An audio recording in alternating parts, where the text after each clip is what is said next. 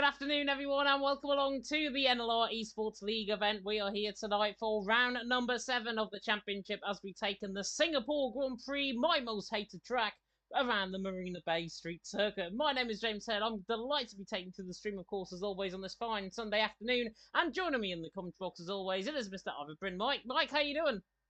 I am doing great. I mean, you don't like this track. Me personally, it's one of my favorites. So, I mean, hopefully it bounces out and we just get a good standard race. Well, it's a bit like Marmite, I guess. You either love it or you hate it, and there's no real in-between, I think, certainly. And that is what Singapore is, I think, to us in the commentary box. We are now getting going into qualifying, but to have a look at the driver's standings before we come into tonight, the team standings, in fact, for the NLR Esports League event, it is FER leading the way on 191, or on 189 points, I should say. NLR in second on 166, JL there in third on 102.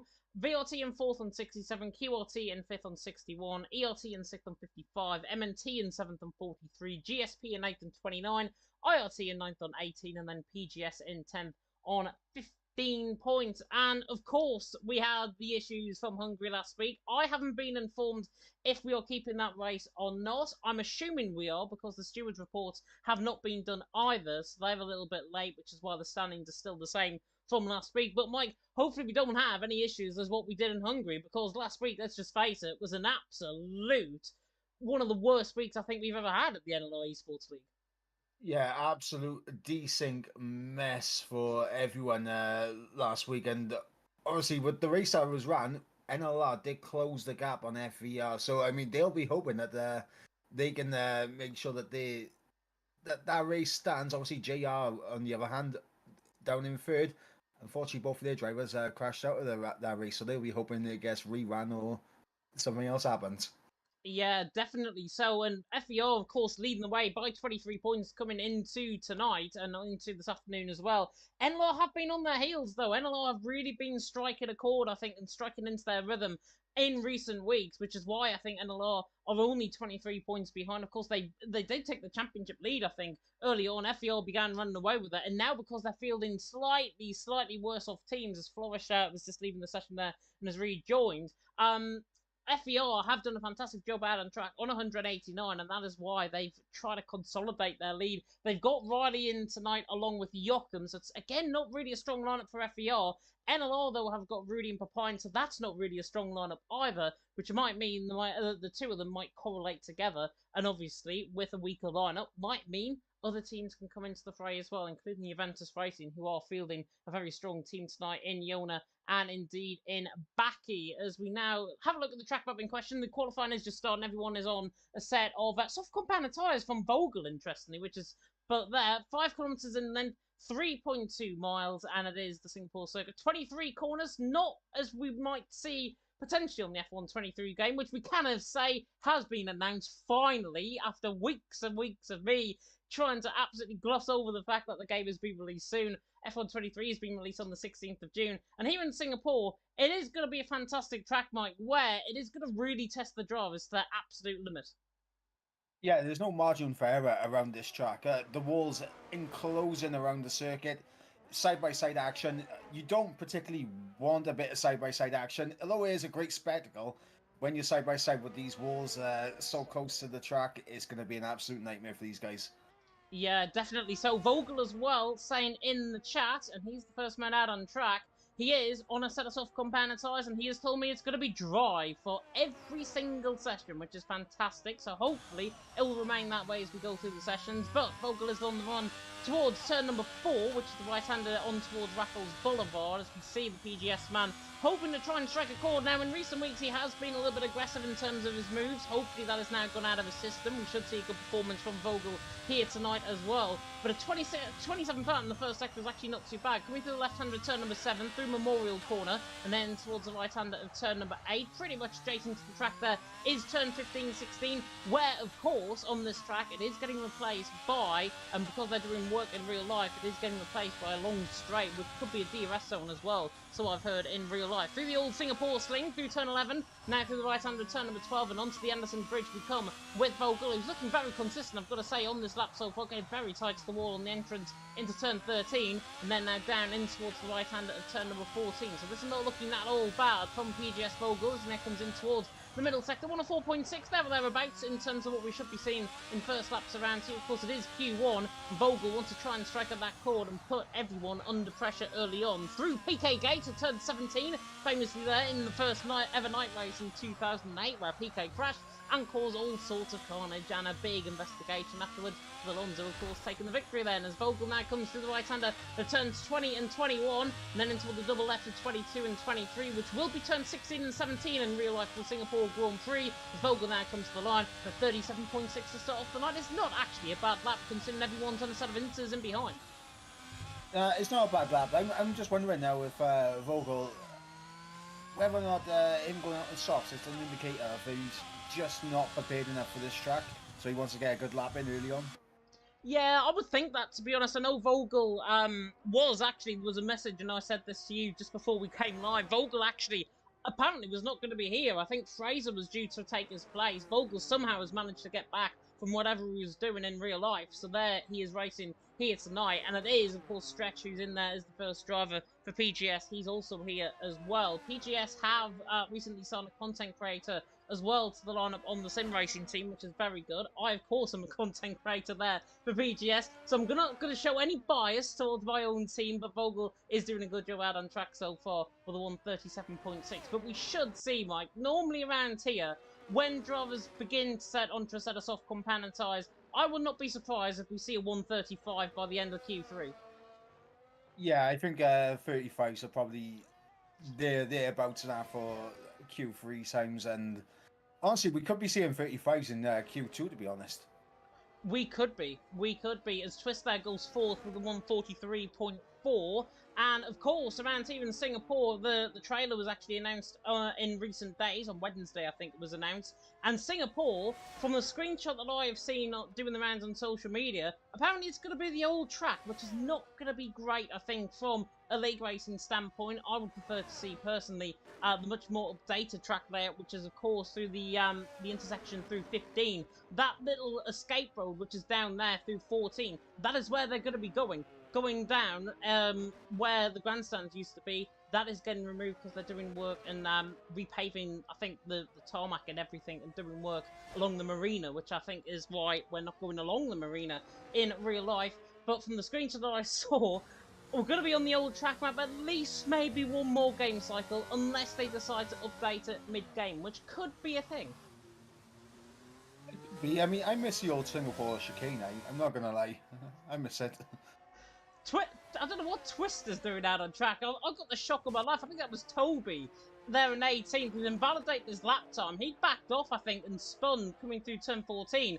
And I think Twister's just gotten the complete fright of his life. There's the escape road, by the way, just down out of turn 16. That's where they're going to be going in real life. All of this is Toby's snaps coming out of turn 17. This part of the track, from here on, is not going to happen. There will be the re-entry point in behind where the escape road is off to the left-hand side. The marshal's post is in behind. That is where they're going to be going, and then they congregate once again on the circuit through 14 and 15. But Toby's having massive issues out on track with that setup. And so far, Invalidate runs over the pit lane. They couldn't be going any worse for him at this stage early on, as he's nearly stuck actually coming in the pit lane, which could have been the ultimate curse. Oh no. And that pit lane is going to be an interesting one to keep an eye out on, because you get too close to the wall, you can spin the car around and cause absolute mayhem there. So we have to keep an eye on that pit lane entry and see if one can get through it tidy. I'm on board with Oni Katsumi at the moment, coming through the hairpin turn 13. DRS wide open now on the run down to the second sector split, so we'll see what it says in this 4.3. 2 times up on Vogel. Yeah, I think he's nearly 3 tenths up, in fact, on Vogel there in 10th position as it stands. Vogel there in second. Baki's gone on to set us off compound, so as I can report, I believe he's coming out of the pit lane soon.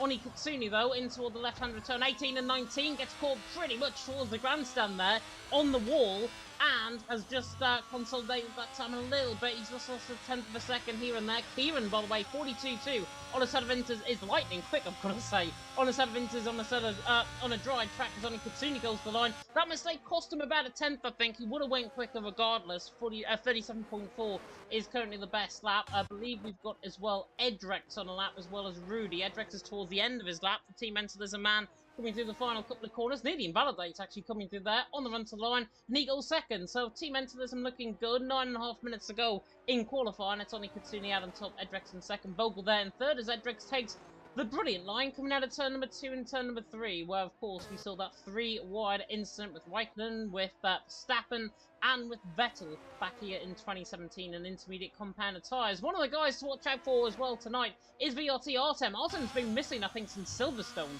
if I'm not mistaken. And that was, what, round 3, round 4 of the championship. So Artem back, the Irishman doing a good job. He's backed off his lap by the looks, but Artem looks to be, to me, I think, Mike, he is one that we have to take note of potentially for pole position. Potentially. I haven't seen much of Artem, so I'm not too familiar with his pace, so I'll take your word for it, 100%. But I mean, right now he's on a very nice, cool, calm outlap. He's actually backed off his lap. He was on a run, and then I think he made a mistake coming off the Anderson Bridge, and then just backed off coming through that part of the track. So unfortunate for Artem, he's there down in 11th position. NLR Rudy is a one that is on a lap as well, but he's also invalidated the McLaren. He was backing off there in the middle sector. Max Power is just starting up on a lap, stretches through the first sector, 26.9. So actually up on what we've seen with Vogel, so stretch not looking too bad. One's very wide though, coming out of turn number 7. Track limits, by the way, I don't think they're actually getting monitored. It's more the in-game track limits. I know in leagues that turn 7 is normally quite bad for track limit invalidations. Stretch seemed to have got away with it though, coming down into intervals to Singapore Sling at turn 11. Yeah, definitely got away with it there, and very fortunate, because I've seen invalidations given for a lot less at that corner. Definitely so. Evan in the chat as well saying, can I get a suey from the commentators? There, you've just got one. Stretch through the middle sector, 104.1, as Vogel now goes quickest by 0.2 per second. So Vogel there out on top from Oni Katsuni in second, Edrix there in third. Stretch, I think, is up on Vogel on this lap. He's looked pretty consistent as he now comes through turn 16 and 17 once again. Oni Katsuni and Edrix there currently in second and third. Evan also saying in the chat, cutting track. Oh, give him a race ban. Unfortunately, we can't. We're only commentators. We're paid to do commentary, not to give people race bans. Although I think from Hungary, there could be quite a few getting race bans. Kieran may be included in that. But Stretch now on the run toward the line. Goes quickest, 37.1. He was always looking quicker than Vogel. But we are now getting the real guys now on a lap, as Kobe is on a lap. Flourish as well is on a lap, coming through the first sector, and Bumier's coming across the Anderson Bridge in the middle sector. Kieran there as well, not yet out of the pit lane. Soft compounded tyres, 42.2. He, I am going to say, is going to go around a mid-136, I think, for Q1.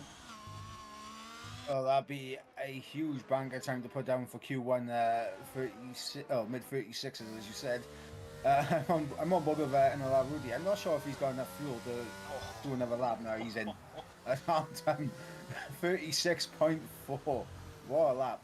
What did I say about, 3 or 4 minutes ago? I did say watch out for Artem in this qualifying session for pole position. And look, 36.4. Kieran now, that one, the mid-136 that I've just said, literally about 30 seconds ago, I think he now needs to set a low 136. Oni Katsuni there in fourth, Bumier there going into 6th position as well. Max Power's on a run down in towards the Singapore Sling. Papine, I think, is furthest on, though. He's now coming into the grandstand through the left-hand of turns 18 and 19. 103.9 in the middle sector, not looking too bad. Twist and Alpha goes second and third for QRT, though.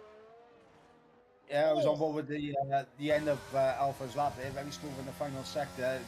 Puts himself up in the P3. I'm on board with Riley now, down in 18th. Getting out of the way of cars coming down in towards... Yeah, he's backed off. Yeah, he's completely gone.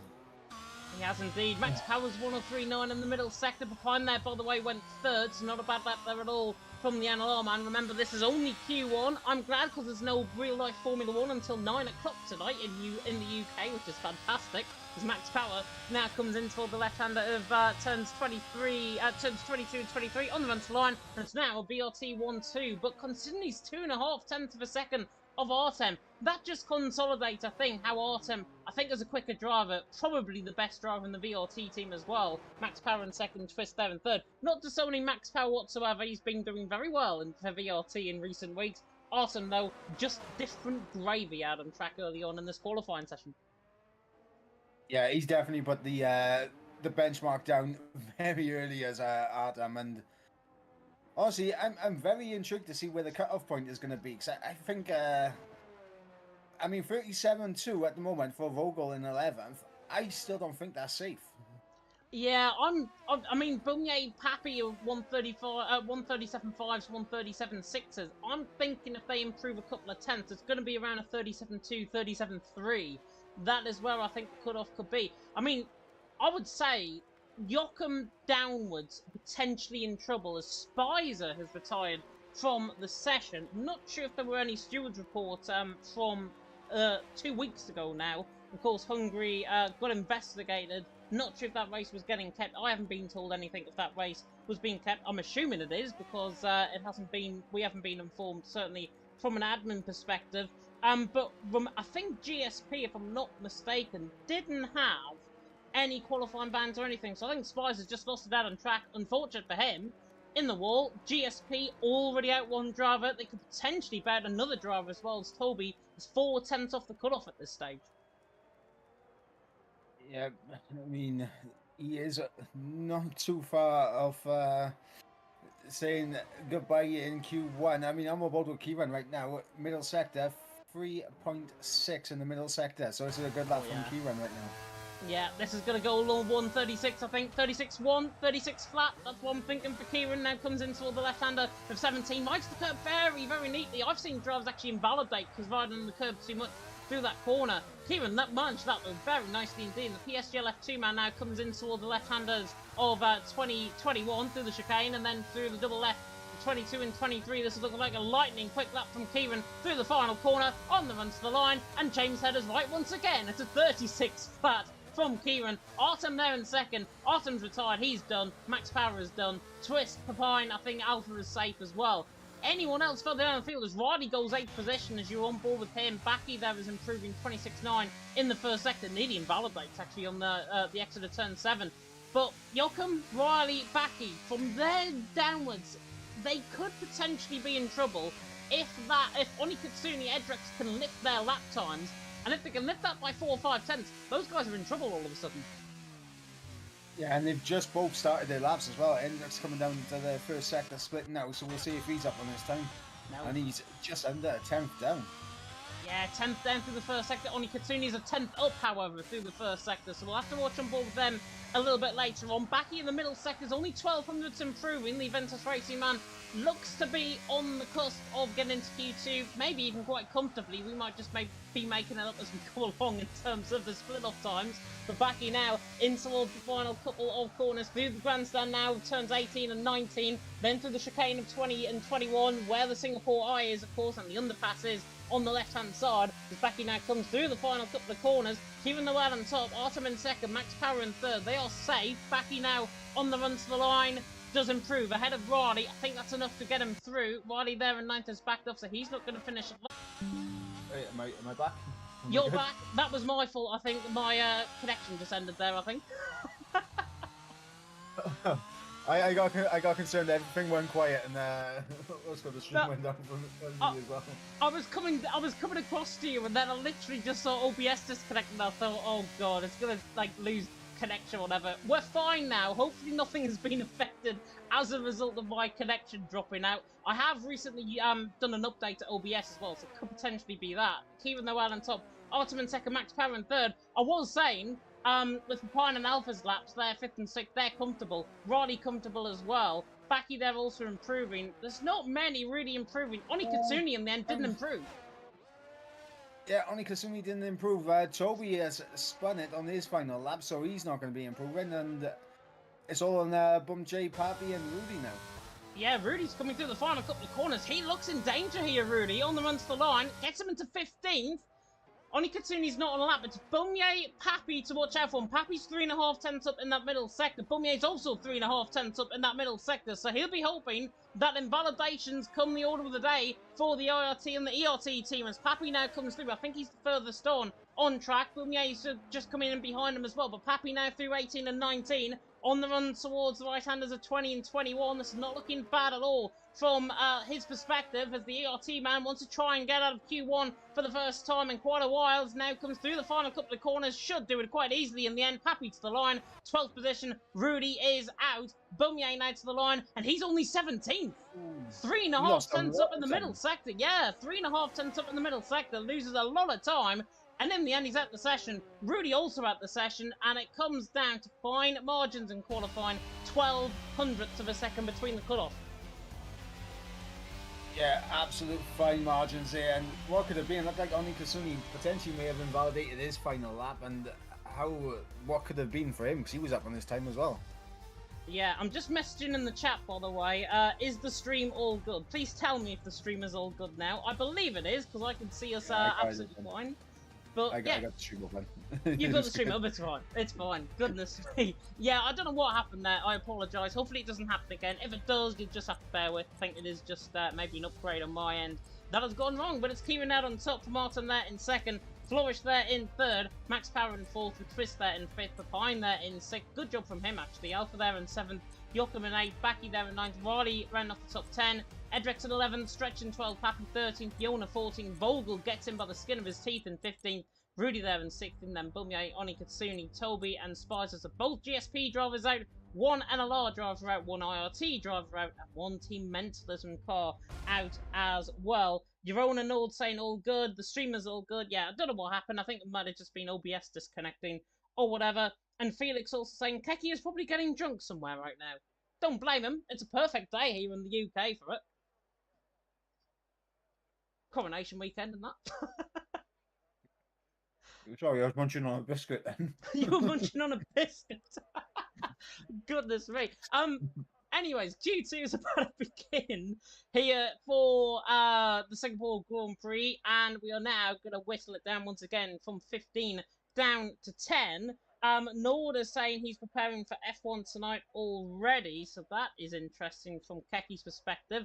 And if you are wondering as well, I believe Keki might be there for PSGL F1 tomorrow. And if you are wondering about PSGL F1 tomorrow, I am going to be doing top tier comms tomorrow. As Jess is missing in action, she's on holiday, the lucky so-and-so, which means it's myself and Aiden Carter taking to the action. So unfortunately for the likes of Kieran, they are not going to get me commentating on a potential championship finale.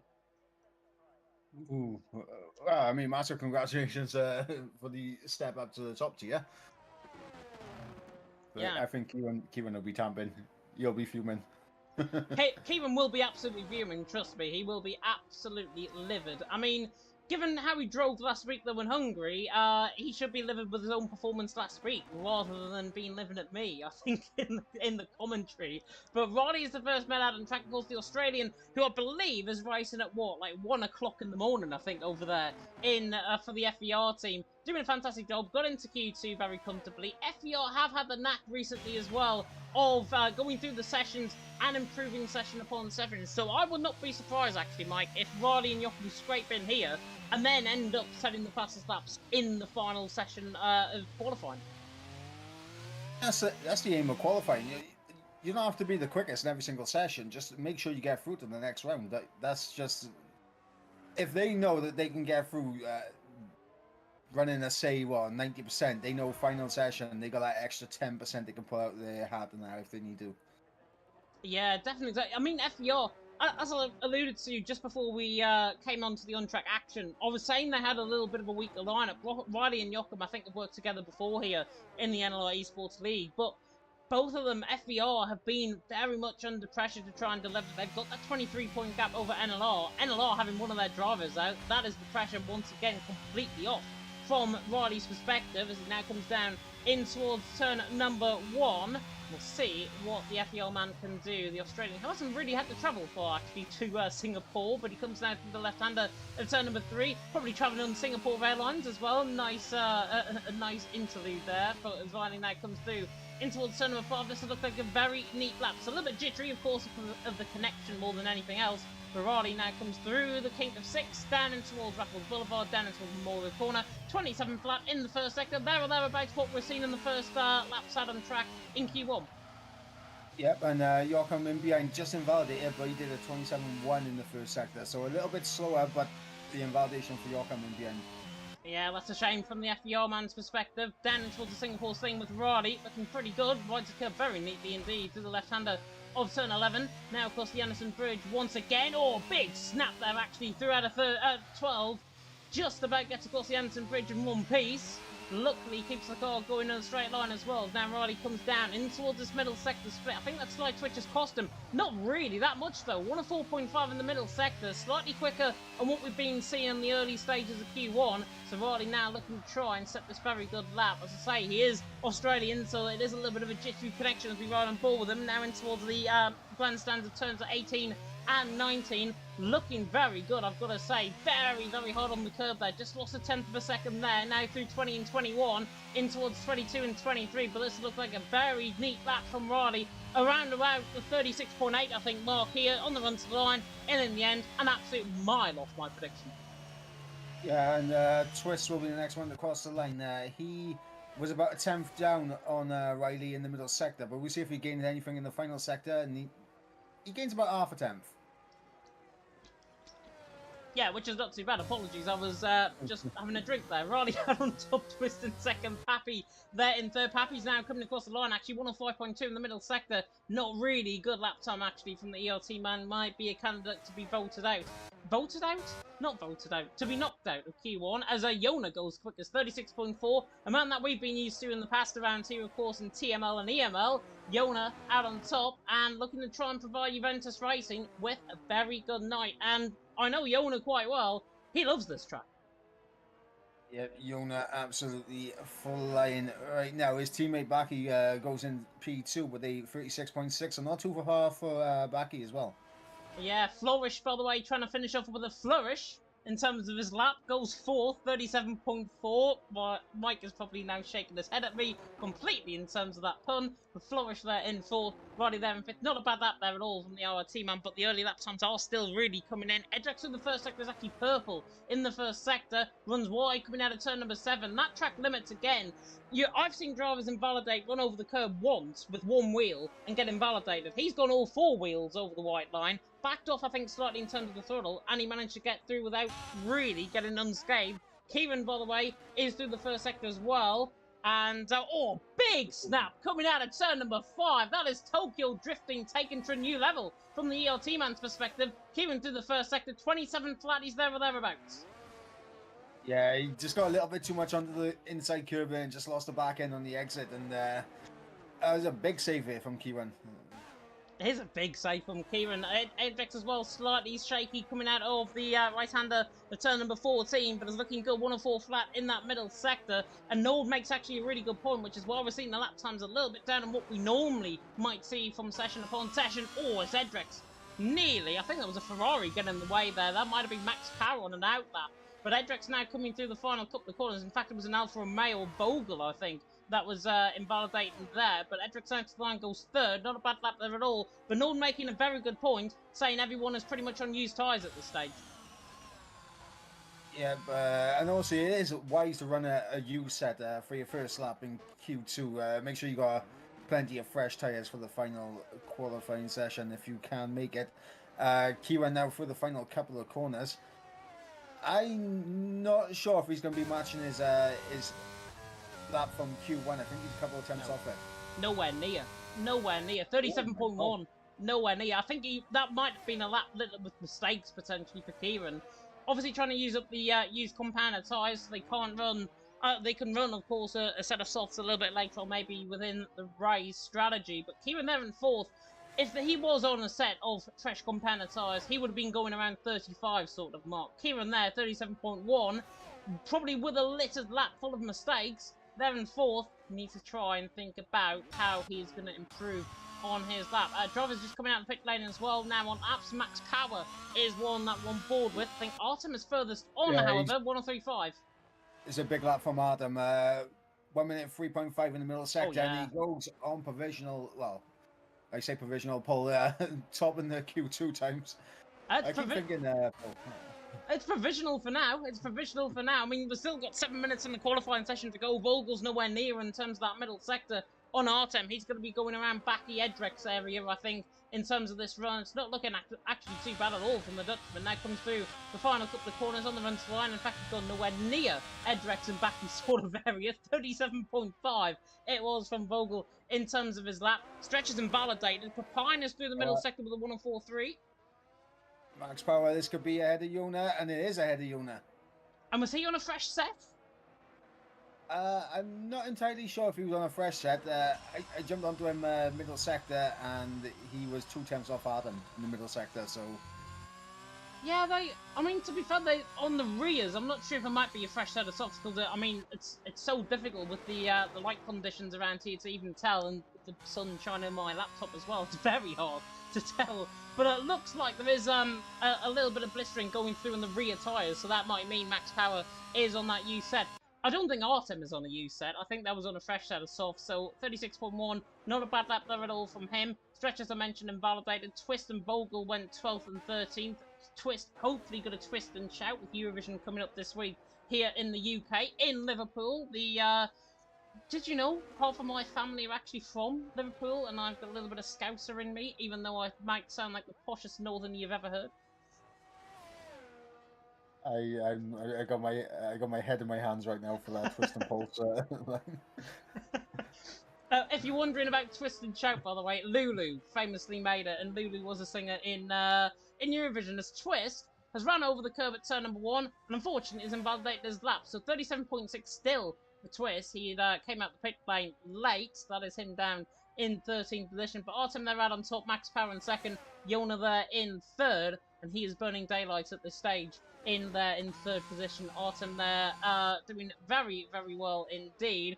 Can't think of a pun, unfortunately, for Artem with him being Irish. So, I mean, Ireland could be coming to the bottom end of the field for Eurovision, so that's how that's how I'm going to be, certainly from that. But Artem out on top, Max Power in 2nd, Yona in 3rd, Joachim there in 4th, and Joachim, of course, normally the engineer for FBR, now, of course, racing once again. He is a racer by trade, I think, as well. But Joachim, normally the engineer for the FBR team in this event, 36.4, not looking too bad at all from FBR perspective. However, Riley is in the danger zone at this stage.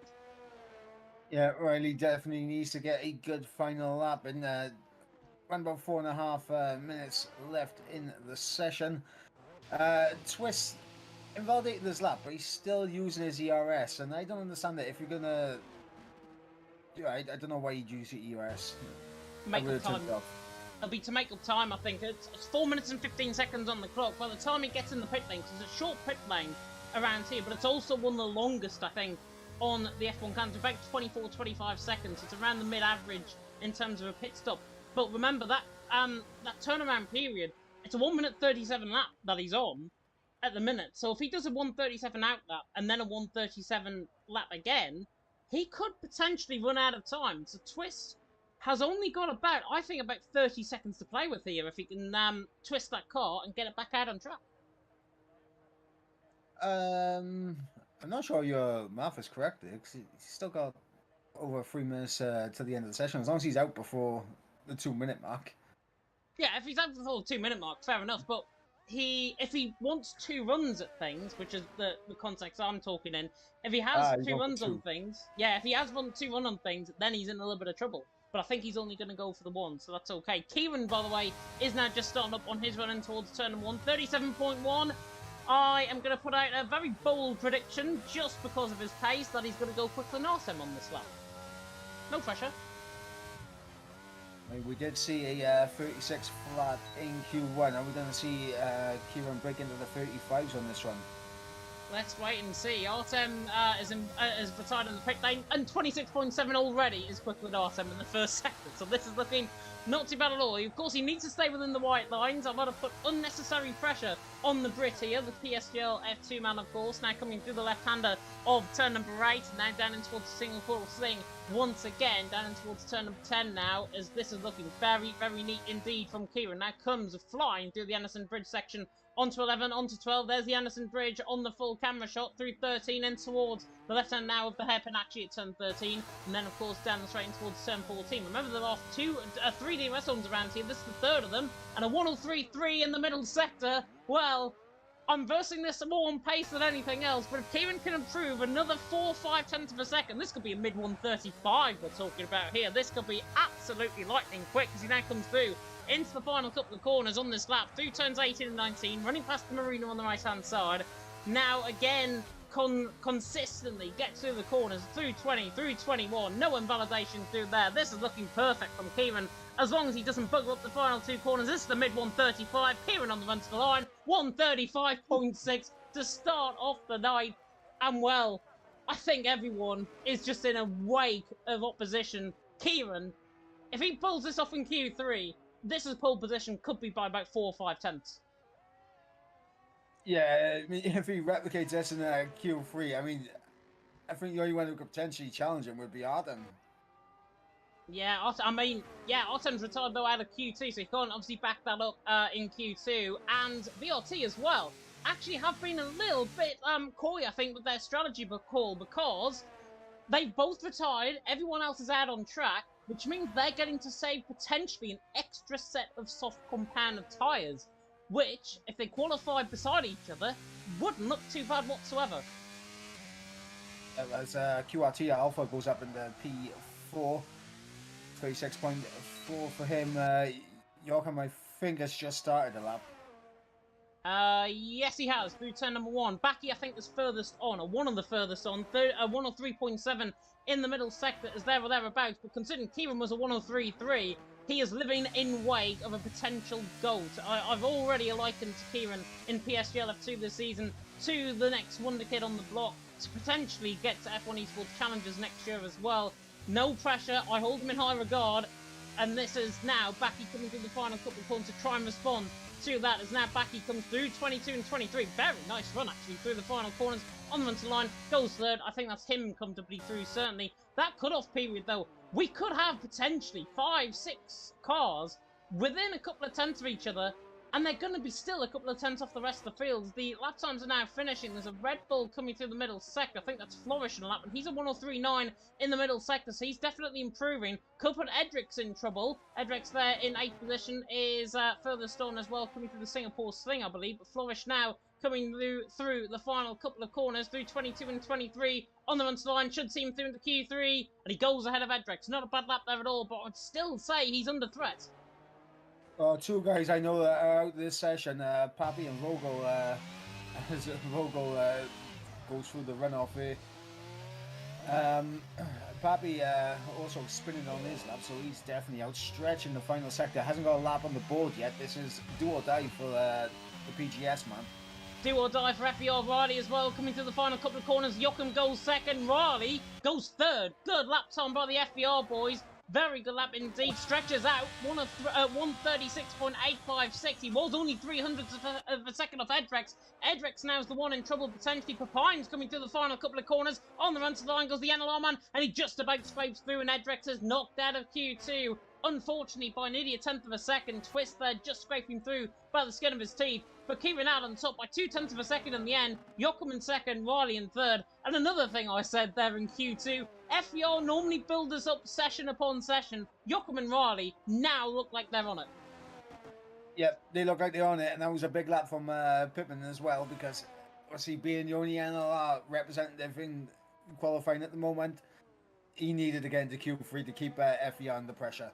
Yeah, definitely. And Backy as well, getting through both Juventus Racing drivers through into Q3. Papine also being the only man for NLR in Q3 as well. So that is going to hang on very, very tenaciously indeed as we now come to the end of Q2. Q3, of course, still to come up, and then a full 32-lap race around here in Singapore, which I'm very much looking forward to. It's Kieran out on top by 4.5 tenths of a second, by the way, over Joachim in second, Riley there in third, Arsen there in fourth, and Backy in fifth, Max Power there in sixth.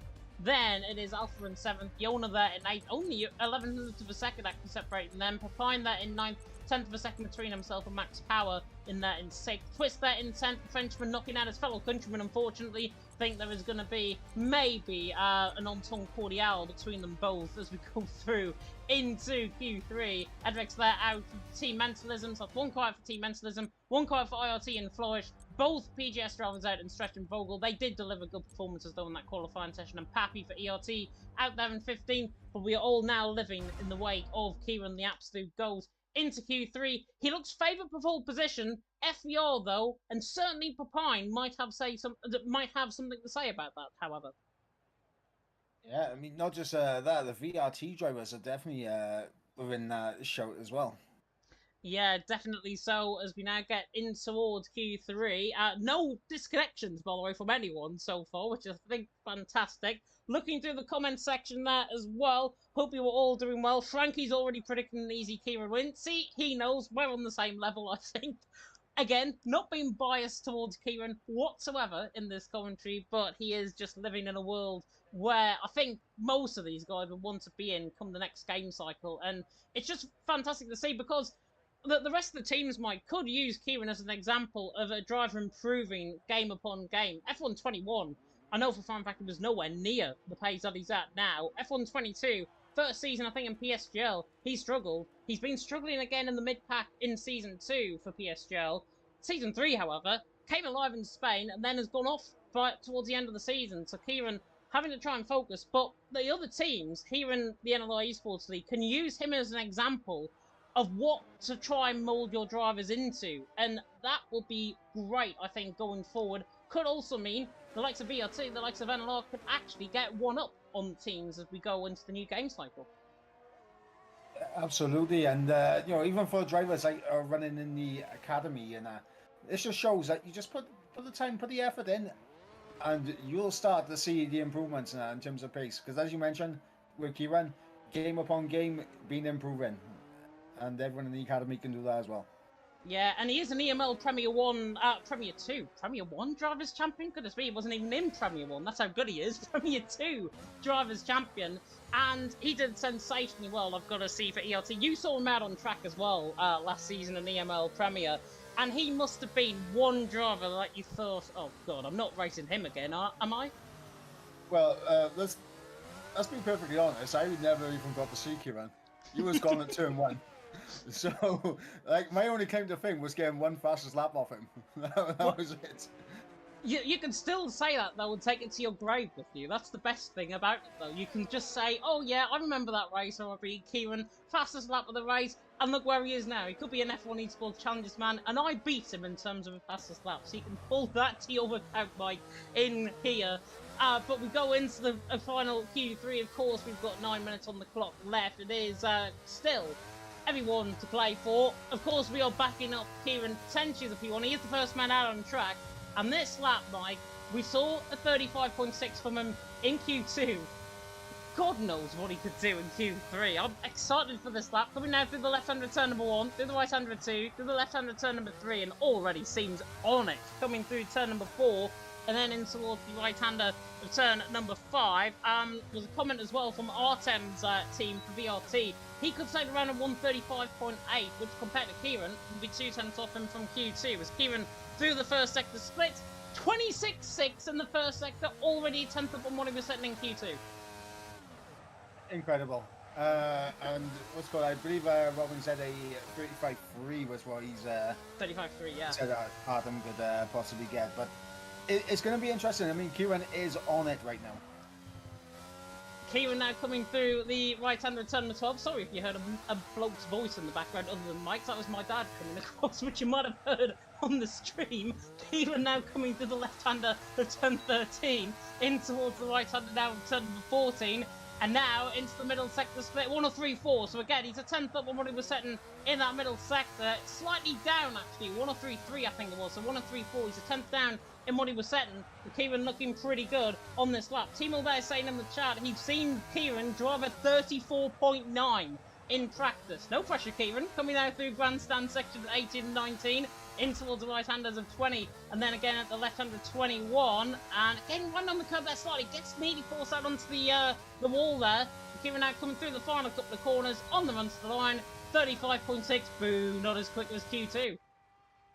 Oh, no, that's quick. Joachim, this has been a good lap from him. He's should be in the 30. I thought he was Oh, going to get in wow. the.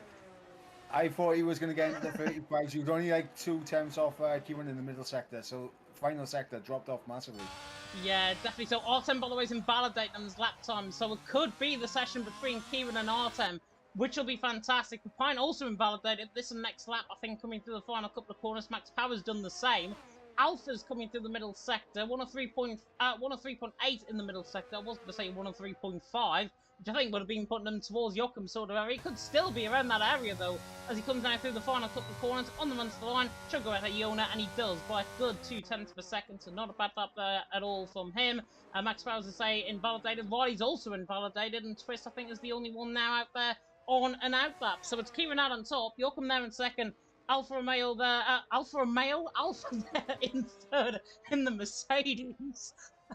Don't know why that came to mind. Do you know what? It's because I saw an Alpha Romeo out on track in Q2 and I had that vision in my mind still. But Kieran from Joachim from Alpha, they're in P3. 6 minutes and 40 seconds roughly to go on the clock. Kieran, Joachim, Alpha top 3. Felix saying as well, in the same sentence, James is calling Kieran the GOAT and also saying he's not biased in his favour. Shameless.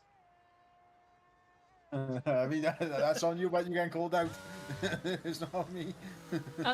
and this is why I will never make it to PSG F1, even though I'm filling in tomorrow night. Twist now coming in towards the right-hander of turn number 5. I will never make it to F1 Esports if I show my biasness towards certain drivers, certainly, as Twist now comes in towards the left-hander of turn number 7 at Memorial Corner. 27 flat in the first sector, already 4 tenths down on what we were seeing with Kieran. Twist, though, I think, given that QRT have got both their cars into Q3, I think that's an achievement in their own self, given how they went poorly last week in Hungary, and given how they were caught up in about 3 or 4 different incidents last week as well. Yeah, they'll be very happy with qualifying so far. Both drivers into Q3. Alpha right now currently up in P3, so he'll be very happy with that. If there's more time on the table, I mean, it could get better for QRT. It could get better for QRT. I've just banged my elbow off the side of my desk. Ow, that hurt. But Twist 104.2 in the middle sector. Not looking too bad, as I say. He's going to be going behind Backy, I think, this lap. Let's just put it in face value. But Twist, normally a quick driver. He is a PSG F2 man as well. I believe he's a reserve. He gets caught on the curb there through 17. I believe, though, he's had exam season recently as Boumier's left the session. Hopefully he can join back very soon indeed. A Twist now coming through, though, the left-hander 20 and 21, absolutely all over the place. I would not be surprised if he actually comes back in the pits. He's not. Twist now on the run towards the line. Goes 37.1, 6 tenths of a second off. Yeah, I mean, that lap looks scrappy. I mean, from Twist's perspective, he needs to improve and improve big time to try and get ahead of the likes of the guys that haven't even set lap times yet, like Papine. Yeah, I think that was, to be honest, I don't know whether Twist will have enough time to get back out in terms of getting to the line before the checker flag comes out, but it was better for him just to get that lap on the board just as a delta, just in case he can. Yeah, Kieran, by the way, has just came into the chat and saying, what time did James say I'm going to do? And I've just put in a 35.2, would be absolutely ideal for him. Let's see if he actually replicates that. If he does, then... Oh, and he's actually just came in and saying he's going to try his best for us. So that's good. Keep him out on top. Joachim in second, Alpha in third. Unfortunately, there's 9 other drivers that we have to ride on board with in this qualifying session. A Twist is still out there on a lap. I think he has gone off this lap, though obviously he just improved on that 37.1. Backy's on an out lap as well. And Juventus Racing actually only separated by 200ths of a second in terms of their drivers. I would have actually suggested that Yona would be quicker than Backy. He is currently now, but there's really nothing between them.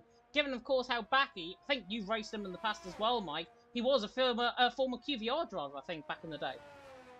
Yeah, former QVR driver, and once again, I have raced a few of these drivers out on track, but that's a very loose term. I lose sight of them after turn 1.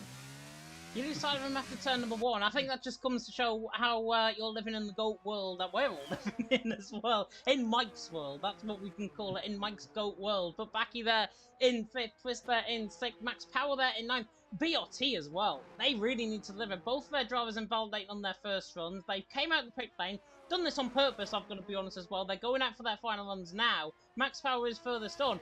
I wonder And I only wonder if Max Power can get around the track enough, and Artem doesn't come out the pit lane until very late on. I wonder if they could use a little bit of slipstream down in towards turn 7. Potentially, it definitely could be a possibility. Maybe Artem gives slipstream to Max Power, then vice versa on the following lap. Yeah, unless it's it's in the rules saying you can't give slipstream to each other in the qualifying session, then fair enough. But Artem is actually just beginning to come out the pit lane. Max Power is coming through 16 and 17, so I don't think there's going to be any operation for slipstream. But given how the Mercedes is still in the pit lane, going Baki with slipstream. Baki with slipstream, and some of his slipstream getting an effect. Yona pulls out the left-hand side, and to be fair, Baki does not really gain much through the first second because of that. 800's up, don't get me wrong, but that could have been done a lot better from the Aventus Racing perspective. Yeah, definitely could have. I think Baki a little bit put off through turns 1 and 2. I think he lost a bit of time, so that slipstream's just brought him back on track. VLT, by the way, are not going to be doing the slipstream train. Max Power, unless they do it then 13 and 14, which is this corner as Baki's now coming through, this part of the track here, unless they do it there, I don't really see them doing it out on track either. As Baki through the middle sector, 103.5, actually a big improvement in the middle sector. The QVR man, or the former QVR man, coming alive. The Aventus Racing man, of course, there in 5th. Max Power is on a lap. He set a 26.8 in the first sector, but I believe he's just backed off his lap. So for Max Power, he's not going to be improving. May be the case where he actually gives Artem a bit of slipstream somewhere out on track. Baki now coming through. Once again, the left-hander 21. Looking like a very good lap from Baki's perspective. Now coming in towards 22 and 23 on the run towards the line with Baki. And he goes second. Good lap time from Baki. Kieran out on top. Baki second. Joachim there in third. FER drivers are just beginning their lap. Yep, I'm on board with Max Power. Max Power's backed off. He has. He must have made a mistake somewhere in that middle sector that we haven't caught on board with. Maybe at a turn 7? Essentially, he does have a Mercedes ahead of him, so I hope there wasn't no shenanigans between him and I believe that's probably Twist up ahead of him. Yeah, I'm assuming so. Max Power, yeah, has backed off. In fact, he's actually backed off. He's going to get another crack of it, though. That's why he's saving up his ERS, I think. Might be saving up his tyres. This is not going to look too bad. Max Power is actually going to be the second last man to set a lap, as Kieran is just coming through the final couple of corners. If this was a few more seconds, then he would have been in trouble, as Max Power did set a lap time there going into 7th. Yona, apparently, we've got to watch on board with as well, in 5th position. Well, we're watching on board with him, and it looks like he's backed off. I'm currently on board with Joachim right now, as he's just gone through the hairpin of turn 13. DRS wide open on the run to the middle sector split. Oh, yeah. It's 103.3. 103.3, very wide though, coming out of turn 14. Kieran out on top, Baki in second, Joachim there in third. Joachim now coming through the final couple of corners to the left-hander of 17. Looks like he's going to be the first to set up on a lap. The next man behind him, I believe, is Riley, who's behind him. So the FER train might be just happening there as Joachim now comes in towards the final couple of corners. Do 19, 20, 21. Then in toward the double left at 22 and 23. This is looking pretty good from Joachim's perspective. On the run line, is he going to go anywhere near Kieran? Yes, he does. He goes quickest. 35.5. Kieran 7,000 down in the first sector. Riley all of a sudden goes third. But Pine there in 5th. We're going to have to flick on board with Kieran because he's the main man to watch out for. There are other drivers on maps as well. Kieran in the middle sector. Oh, wow. He's 2.5 tenths up in the middle sector. Adam. Goes quickest. I don't think it's going to be enough, though, unless Kieran makes a mistake in this final sector. This is looking really good from his perspective. Max Power, 103.6. He's not going anywhere near in terms of this lap. Twist now coming through the final couple of corners. The Mercedes now flying towards the line. The PSGL F2 man goes 5th. Not a bad lap there at all, but it's the R team Kieran's world we're living in at this stage, coming in towards the final couple of corners. 35.2 is what I wanted. Kieran now on the run to the line. 35.4 is what we get, but he goes quickest by nearly 0.2 of a second. Good lap from him. He was a bit scrappy coming out of the final 2 corners there. Maybe a bit scrappy earlier on in the lap as well. But Kieran is out on top. And in the end, it proved to be the fight between Kieran and Artem. Artem thought he did enough. Unfortunately, Kieran, final man out on track. And as we saw with British Touring Cars, if you've been watching that a little bit earlier on, we saw that in qualifying yesterday. It's not over until the final man comes across the line, and that's exactly the case here with Kieran out on top, Artem in second, Joachim there in third, Roddy in fourth, From an FBR perspective, brilliant, because they've got 2 cars between themselves and Papine, who's there in 7th. Twist there and Baki split in the pair with Max Power and 8th, Alpha there in 9th, and Yona in the end, the man that we were forced to watch on board with Nord down at the back of the field, didn't get a lap time on the board at the end. But Kieran out on top, Artem in 2nd. Do you know what? I'm normally a bit of a skeptic when it comes to Singapore, but knowing that we've got the top 4s we have, I'm excited for this one. I'm saying it right now. Like, it's very rare that it's a bad race when I commentate at Singapore. It's very rare that happens. So like I said, I mean, you don't like Singapore, I like Singapore, so we should have a very good race. Artem asking in Discord, what ride height are you using? And Pappy has mentioned a 1-1. I'm not sure if that's true, because that is very, very low downfall. It might be true. You might have to correct me on that one. But if he is running that ride height, then goodness me, no wonder he is quicker than Artem at this stage. Artem also saying, bro's flying an airplane, he don't got suspension. There you go. That's how angry Artem is, and hopefully he can channel that in the race. Yeah, but the rage of a driver that just misses out on pole can be a powerful thing in terms of the race. It gives you big encouragement to try and get the move done into turn 1.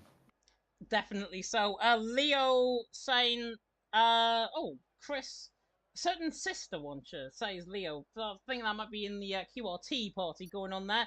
Predict your top 3 in the comments section as well. Nord saying watch Backy. Fraser also saying up the PGS, let's get off the bottom. Yeah, they really need a good result. They're starting beside each other, I think in 14th and 15th, or 13th and 14th, I think PGS are. But the 5 lights are now coming out here in Singapore. Round number 7 of the championship about to begin. And it is... lights out, away we go, and Artem gets a very good start. Joachim alongside as well, might try and get the run on Artem in towards turn 1, but Kieran's got a good line in towards turn 1 and holds the lead as Joachim tries to go all the way around the outside of Artem through turn 1. I think everyone's clean through in the background. Joachim and Artem are still side by side. Coming out turn number 4, Max Power and Pappy, I think, have been caught up in an instant further down the field. Joachim ran on the back of Twist, who actually managed to get around the outside of turn number 5. Nice move there by the QLT man. Riley jumping back slightly. There's an Alfa Romeo around that stretch in the background who was round. Coming out of turn number 5, might have just lost it there by himself. Papine is side by side now with Riley, trying to go all the way around the outside. The Belgian on the Australian to the inside line now, and tries to get the job done in towards turn right, but not quite close enough. Oh, Alpha nearly in the wall. Rhea hit the wall on the left-hand side there, and Alpha is in the wall. Oh, loses front wing. And the QRT man, the front wing has gone flying. Edric's through, Yona through, Backy through, Flourish and Alpha side by side, and Alpha's in the wall. Just about keeps the car going. I don't know how that is not a DNF for him. Coming through the Singapore sling. Chaos early on. Kieran, though, out in front leads. Artem in 2nd, Twist there in 3rd, and Max Power is out of the session, and he has crashed it coming across the Anderson Bridge with the safety car deployed. Or VSE deployed. Virtual. Yeah, virtual safety car. I was on board with what's called Alpha and Vogel. Vogel got pretty much squeezed into the wall by Alpha without his front wing. A little bit of contact made. That's what sent Alpha into the wall, into the runoff of the Singapore sling.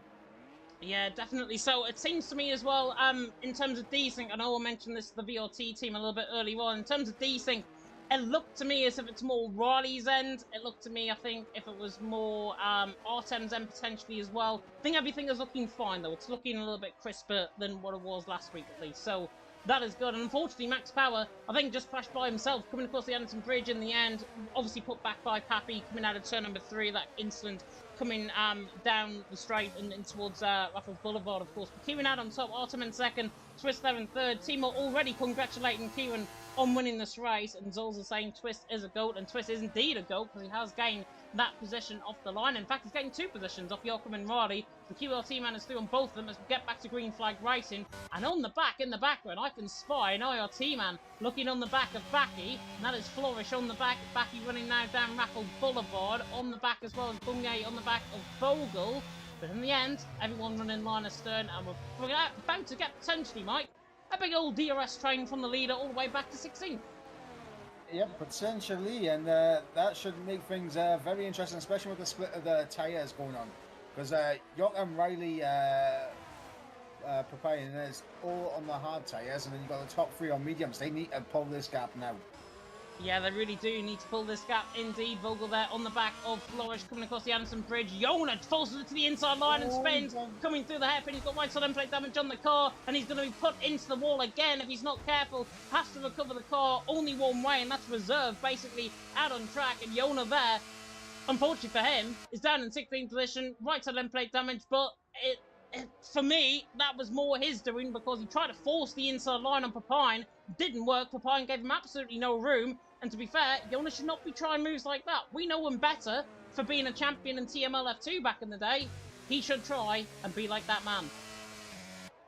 Yep, absolutely. And in the comments, a little bit of information. Dirk saying the Mercedes broke under the bridge because he didn't have a wing. And Max Power didn't expect it. Alpha, yeah. So unfortunate, and that might get looked at, of course, by the stewards. That's more of an incident there rather than any disconnect or whatever. So that's unfortunate. I mean, VRC have had no luck recently. They recovered well in Hungary last week, don't get me wrong, but they've had absolutely no luck recently. And the VRT team already down one of their drivers. The other man, though, was in second position, so they are literally hanging above every single hope on Artem there to try and hunt down Kieran out in front. They're both on a set of mediums as well. An interesting call, actually. You were saying there in terms of the split strategy. Most of the drivers opting for hards. Some, though, Kieran, Artem, Twist, further down the field as well, Bumier, and that is it for drivers still continuing on the set of mediums. They are all on that set of medium compounded tyre. And given the nature of the tyre wear around this track, I'd probably say the guys that are on a set of hards are probably on the better strategy. Yeah, I'd say the hards are the better strategy just because of how quickly tires the drop off around this track. But I mean, it doesn't particularly matter like too much as long as Kieran, Adam, and Twist can pull the gap. But right now, Yorkham is doing very well sticking with them. Yeah, QRT Labumbas there in the chat as well, replying to the VRT man. You've just seen something? Yorkham getting a little bit too much onto the curb, catching his car, and he's just lost out on DRS because of it. And Toby is losing positions as well. I think he's got maybe slight end plate damage there. Rudy's right on the back of Bumier in there in 11th, 12th position as well. Labumbas, though, finishing off my point there, saying that he wasn't ghosted on the stream end, so that might be a slight bit of desync then between them both, as Bumier's in the pit lane because he's got front wing damage, I think, on the left side, if I'm not mistaken. Yeah, he has. Left side end plate damage for Bumier. Into the pit lane he comes, and this is the war of attrition race here in Singapore. This is why I hate this track, because it is absolutely terrible in terms of front wing changes. You end up with half the field getting split off, and so far, 4 drivers are getting split off at the back of the field without a safety car so far in this race. But Kieran leads the way, Artem there in second, Twist there in third. There's a yellow flag and then a stretch out of the race through the grandstand of all places, and that's safety car. Safety car out on track, and that is Stretch. Unfortunately, Yona's just gone through, so we can't see what happened with him. But he has spun it. I'm assuming he's got caught on the left-hand side, the curb on the left-hand side. He's got too close into the wall, and he's just spun, and he's out of the race. Yeah, and now this is going to be interesting for Alexa, Kieran, Adam, Twist, and I wouldn't say so much for Alpha and Jonah down at the back, but for Adam, Kieran, and Twist here, this is going to be a big call because they could make their pit stop now. I'm not sure if the hearts will go to the end, but they could get this tyre out of the way and be on mediums at the end. Yeah, definitely so. Evans just messaged me about PSGLF2, so I will say, can I use your stream key? Maybe. It's all up to Jess on that one. But Kieran's out on top. It's Artem in second.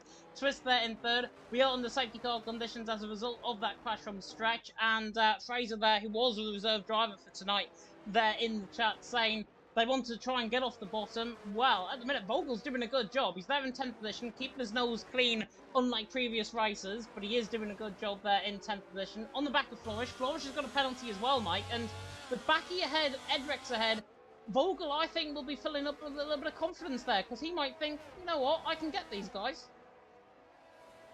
Yeah, absolutely, and he's definitely going to be looking to try and make some moves straight away on the safety car restart. I'm going to show you that.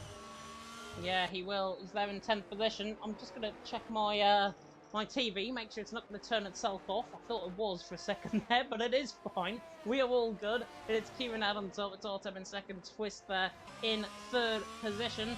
We are, as I say, under safety car conditions. Let's have a look actually at the position changes as Splice and Toby are into the pit lane. There's a lot of position changes going on. More positions gained, though, from Oni Katsuni rather than anyone else. Spicer, I think, has gained 6 positions as well. GSP may be splitting the strategy, potentially, with both of them in the pit lane. But Oni Katsuni gaining 6 positions from 18th position on the grid. Now, Team Mentalism had a disappointing qualifying, I would say, from their perspective, given how they've ran in the past, in recent weeks, under, with both drivers getting into Q2 and Q3 on occasions. Edrex and Oni Katsuni, 7th and 11th, 7th and 12th, I should say, not looking too bad so far. Yeah, not looking bad at all, especially when you consider Flourish P9 as a penalty. So if Oni Katsuni can get past Rudy, he's effectively in a net P10. Yeah, definitely so. Definitely so, indeed. I've just found out that I've just had the 1,000 guineas running, which is very good. Very good from my perspective. It's Kieran, though, out on top. It's Autumn in second. Twist there in third. Everyone's splitting the strategies. And not looking like a bad race at all at this stage. I mean, we have still got a long way to go in this race. And I mean, we've got, what, 25 laps, I think, still to go in this race. So this is going to be still a bit of a war of attrition effort. Hopefully you guys are in the right place. Hopefully you're all doing very well on this fine, very sunny Sunday afternoon. I mean, I'm in my pyjamas still, off a little bit earlier on. Still in my pyjamas. And in the end, it is getting very, very warm now in my room, which is not good because my room has had a new window fitted recently. And with the heat now coming into my room, I'm getting a little bit sweaty, which is not that great. And sitting next to a hot PS4 and a hot laptop, you can tell the pain and suffering that I'm going through. Unlike these drivers who are probably going through even more pain and suffering than me. I think we've got it easy in the commentary box. Of course we have. we got it lovely and easy in the commentary box. We haven't got to be out there racing against these guys. Just need to flick the aircon on. I think we'll be sorted. It's keeping out on top from Artem in second. Twist there in third. Dirk there saying in the chat as well, is Kieran using a lot of EOS to stay outside of Artem, his DRS or not? I think beforehand, yes, he was. As I've just lost the graphics there for a second. Artem now on the same amount of EOS as Kieran. So yeah, it's difficult to tell now because we're under safety car conditions, but I believe Kieran was using up just a little bit more EOS compared to Artem. Timo saying air conditioning is probably better than everything else. Robin is saying as he is in his pyjamas as well. Might be a Sunday thing, I think, for people. I mean, I'm not normally in my pyjamas. I just thought, for the sake of it, I'll stay in the pyjamas. Mike is probably not wearing his pyjamas, unfortunately. But Kieran out on top, Artem in second, Twist there in third is still the order of the day as we get on towards lap 7. And we should have, Fiona can catch back up. He's actually got onto a set of hards. We should now see everyone in for everyone in underneath the safety car, and the safety car should be in this lap. Yep, safety car should be in at the end of this lap. And to answer your question, no, I am not wearing pajamas. I don't think I own a pair of pajamas. I mean, to be fair, I have slippers though. So that's good for my age. You've got slippers. Well, you're older than me as well, so that's even better. That just comes to show the age range, I think, between us all and these kids that we have got in the chat as well. Robin saying we need a pajama reveal. Unfortunately, I haven't got my camera on. I mean, I could stick up the PSGL face cam thing for tomorrow, but I have actually got what is it? I can't even read because I'm looking down. Keep smiling. It's not all bad, and it's actually with a checkered flag on here, so it's actually a racing pair of pyjamas. As speaking of racing, we're going to get back underway because Jonas caught back up, and the safety car is now coming in this lap. So Kieran now the virtual Bowman, he's now the virtual safety car. He leads from Artem in second. It's getting very tight, actually, at the front end of the field. Kieran taking a Magello sort of start here. Now comes through the final couple of corners, backs everyone nicely, and he's absolutely flown away from the start. Great restart by Kieran. 0.5 of a second clear of Artem in second. Twist there in third. Oni Katsuni's trying to go side by side, I think, in the background on Rudy, the Frenchman, lagging all over the place slightly towards the interline and towards turn 1. Rudy's going to have to try and back out of this. Oni Katsuni spins around, just about recovers the car in the right direction. Pappy there side by side with him as well. Gets forced out. Alpha and Bumier side by side. Vogel's already through and Flourish is fighting back into turn 5 just off camera shot, and Alpha fights back on the back of Bumier coming through turn 5 and gets the job done for QRT. So nice move there from him. Vogel's still on the back of Flourish. Rudy's picked up a 5-place corner cutting penalty from Oni Katsuni, and Oni Katsuni trying to go all the way around the outside on Rudy. Rudy there, just lagging there slightly. But in the end, 11th and 12th position, everyone in all fair and love and war. But Rudy, 5-second corner cutting penalty. There's Alpha spun in the background there, coming through turn number 8. Oni Katsuni getting away with that one. Rudy in the end forcing across the corner cutting. I mean, they were too wide in through turn number 1. What else does the game expect? I think I'll probably get removed. Yeah. I think he would have got the indication that, yeah, I can see the position and just hasn't done it in time. Yeah. That's the only thing I can think of. Yeah, and given that Oni Katsuni was fighting with Pappy on the exit of turn number 1, he probably thought, well, if I back myself up here and brake and try and force these guys through, I could cause a crash. So fair play, yeah. I think, from Rudy's end in there in 11th position. He's doing a great job. Timo's saying that will ruin his race since he will serve the penalty in the pit lane. He will. He will indeed, but he does have good pace, though, so that might just make up for it. Yep, absolutely, and honestly, Kieran has bolted away at the front. He is using quite a bit more ERS than Adam, so Adam potentially could come back at him. So even though Kieran's got brilliant paces, Adam actually goes off track and takes the scenic route there through turns 2 and 3. I was going to say, I don't think this is going to be all Kieran's way. I think Adam's going to put in a fight with him. Yeah, he is going to put up a fight. I mean, in terms of ZRS as well, he's got 11% more Hazard time to Kieran. That is, know for a fine fact, if VRT are watching, that is absolutely necessary information from us here in the commentary box. Spicer, by the way, is on the back of Pappy, running down the straight into the left-hander of turn number 7, Memorial Corner. I think it was a bit deep there on the brakes, actually. Spicer was looking to try and spy the gap somehow. He doesn't, not like Secret Agent style James Bond. Might be Secret Agent style James Bond into turn number 8, but can't get the move done once again through there. Not the 00 agent as we expect them to be, but Spicer now trying to somehow get his way through on the back of Pappy. 13th and 14th as it stands out on track, even though he's pulling away from Artem, maybe just a raw pace. Spicer again looking towards the inside line there on Pappy in towards turn 13. Can't get the job done, but Pappy at this stage probably calling Spicer at the stage and saying, come on, if you want to have a go, you can have a go. But I think from a GSP perspective, he wouldn't want to have a go because not only has he got Bumye in behind, he's got Yona in behind, and Yona's probably quicker out of this pack than everyone else. Yep, and Yona's just waiting for an opportunity to try and carve his way back to the field. I mean, he has made his best. Alpha's in the wall. So if he... Sorry to cut you off. Alpha absolutely smashing into the wall. Safety car back out on track.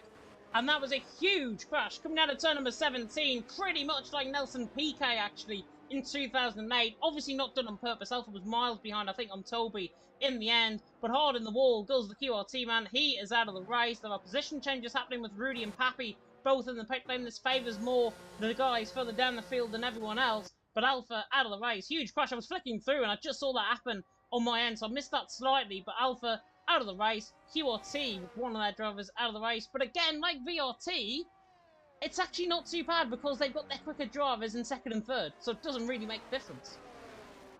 Yeah, and obviously now with the safety car being out, what an opportunity this is for a free pit stop for Kieran, Adam and Twist.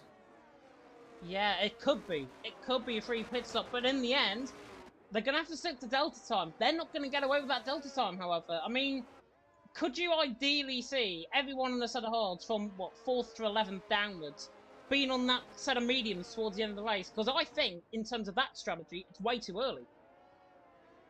No, I mean, what's it called? Just those on the medium tyres right now making the switch to the hards. Set of mediums to set of... Yeah, I think they could, but they're going to run the risk of dropping down further in the field. And then if they get another safety car a little bit later on, and I think that's what their worry will be, if they get a safety car a little bit later on, that is going to put them back down the field, where Kieran, Artem and Twist, if they come in now, they can still on the set of hards. If there's another safety car in, 5-6 laps time, they will have to go on to set of mediums again, and then they're not entirely going to get to the end of the race with the rest of the field. So it's a bit of like a damned if you do and you're damned if you don't, really. Kieran's sliding his way coming out. He's definitely in the pit. So Kieran is into the pit lane. Artem in, Twist in. Is everyone else going to follow in? No. Riley is, however. Interesting. Riley is in. Pine is also into the pit lane. That is to cover off, I think, the FER move with that. Everyone else, roughly, is staying out, which I think is probably the best thing to do. Especially if you run a set of hard compounded tyres. Like, we've got drivers in the pits from a set of hards onto a set of mediums. But most of the drivers that have stayed out, the likes of Joachim, Edrex, Baki, they are doing, I think, the better call. And that will help them later on in the race, especially if there's another safety car. Sure, this is a very interesting call from FER because Riley on that set of mediums should have the grip, and his pace wasn't too far off the guys ahead of him on the slower compound that he was on. If Riley can get himself ahead of the likes of Artem, Kieran, and Twist, he could be doing Joachim a favour, so later in the race he's got a lot less to do to try and take this win. Yeah, definitely. So Riley, I mean, has came out in 14th. He's behind Twist, which is not too bad. He's in a net P4, you could call it, if there's another safety car and the guys ahead have to come in the pit lane. But remember as well, Mike, Bumye and Yona, I'm looking at them two in particular, 8th and 9th position. We get another safety car. There is it's a very, very slight possibility that they can get to the end of the race, but I've seen drivers make 30 laps on a set of hards around here before, so it is possible, not on this game cycle, albeit, but it is possible for them to get 30 laps. Yona and Bumye will be on, what, 24, 25, 26 laps, somewhere around that point, I think, on that set of hards if they get to the end. I think they're the ones to watch out for in this race, especially if they begin holding up Kieran, Artem, Twist, and behind. Yep, definitely. Like for Kieran, Artem, and Twist, I mean, I think that the strategy call that they've made is definitely the right one. The safety car is coming in at the end of this lap. Wow. But they have issues with Riley and behind on those mediums. Both of the NLR drivers behind Riley on mediums. Pappy in the mix as well. And then also you got to think of what can Yona do, what can Bumpy do, what can Joachim do in fresh air now. Yeah, definitely. So, James Tourish there in the chat saying, was it on purpose? I don't know if that was the alpha instant. It didn't look to me as I was flicking through it was on purpose. I think he just got caught on the outside curb when spinning into the wall. But Joachim now gets back underway, coming into the left-hander now of turn number 22 and 23. Backy there on the back of Edrex as well. Underneath, Spies are trying to get the move done as well, but Bumye in behind. But everyone trying to get a bit of heat into the tyres and a bit of a wiggle on there. I think that was from Spies, if I'm not mistaken. A bit of a wiggle on just to try and get a little bit of heat in the tyres. Oh, as Oni Katsuni goes sideways, quite literally snapping the car, T-boning style. Coming out of turn number 4, just about gets the car going back in the right direction. Hasn't lost a position, but a huge mistake there from Oni Katsuni has now put him potentially, the Frenchman, on the back foot. And speaking of on the back foot, Twister's on the back foot here with Riley coming down the inside line in towards turn number 7 at Memorial Corner, but can't get the job done. And everyone just sitting in a big old line astern. And Joachim beginning to get away. This is good from an FVR perspective. Joachim is flying out in front. He's draining all that battery away. Edrex has got about 10% more, but Joachim has flew off the start. This pace has literally come from absolutely nothing. And the more he gets ahead of these guys now in this race, the more it's going to suit them later on. Yeah, especially right now because Kieran, Artem, Twist are stuck behind this train in the midfield. Toby just ahead of him. You got Yona just ahead of him. These guys are literally rear wing to front nose, and it's going to be difficult for Kieran and Artem to try and pick their way through. Yeah, it will be, and I think the move, if there's any split going to happen, it's going to be between Bumye and Yona, I think. Yona's right on the back, underneath the Red Bull, coming out turn 17. Spies on that set of mediums are just beginning to get away, so the IoT man, if he can, just needs to up the pace slightly. Yona running very high revs. That's coming even through on my telly. I can hear that. Yona running high revs way too much because Toby now is going to be on the back of him. And Yona making that mistake there in 9th position. The JR man doing a fantastic job. Kieran's on the back of Toby as well. In towards turn 1. Gets a good run out, but he's not going to get the job done. Otherwise, Riley might down the inside of Twist and towards turn 1. The Australian tries to get the job done, forces Twist off track. The Twist in the end just about hangs on. And to be fair, with a desyncing driver like that and a connection that bad, I think, from Riley's perspective, Twist has managed to do that very well indeed. There could have easily been contact there, and there wasn't. Yeah, and both NLR drivers right behind Riley now sniffing an opportunity if a couple of those moves failed to go through for Riley. Yeah, and as it's Stanley run on map 1, got it done now on map 12. Fantastic move by Yona to the inside line, and now Toby tries to go all the way around the outside of turn 14. Tries to hang on. Toby goes a bit deep, and there's Kieran right on the inside of him into turn 15 and 16. But I don't think he's going to get the job done. Kieran hanging on and Toby locking up there. That's not going to suit Kieran that well, because Kieran, much quicker, has a huge snap coming out of 17 on ball with him. And Kieran just about hanging on, not onto his car, but he's hanging on the back of Toby very well. Yeah, and the annoying thing for these guys as well is Jonas already got himself back within 1 second of the Spicer. He has. He has. This race is chopping and changing in terms of the position, and we're not even at the halfway stage yet. This is how long this race has been so far here in Singapore. It's Joachim that leads. It's Edrix in second. It's Backy in third, and there's Riley to the inside line once again on twist into turn number 1. Now through turn number 3, force him out wide. Oh, there's going to be contact. It's 4 wide almost, and that was never going to end well. Twist has pulled up in that instant. Riley there, that I am sure is going to be reported. Artem's now on the back of Toby in the foreground of short. The action does not let up as now Artem goes around the outside. Toby, to be fair, just lets him go, and actually Artem's got on the back of Kieran. And Toby is there on the outside line, maybe to come back at him, but in the end, that's not his fight. And Artem, to be fair, he could have easily continued on, full throttle into the back of Kieran. Artem, very good recognition there of him spinning on the back of Kieran, and Kieran there in 10th. Yeah, Kieran there with the wiggle, and not happy with that whatsoever, but...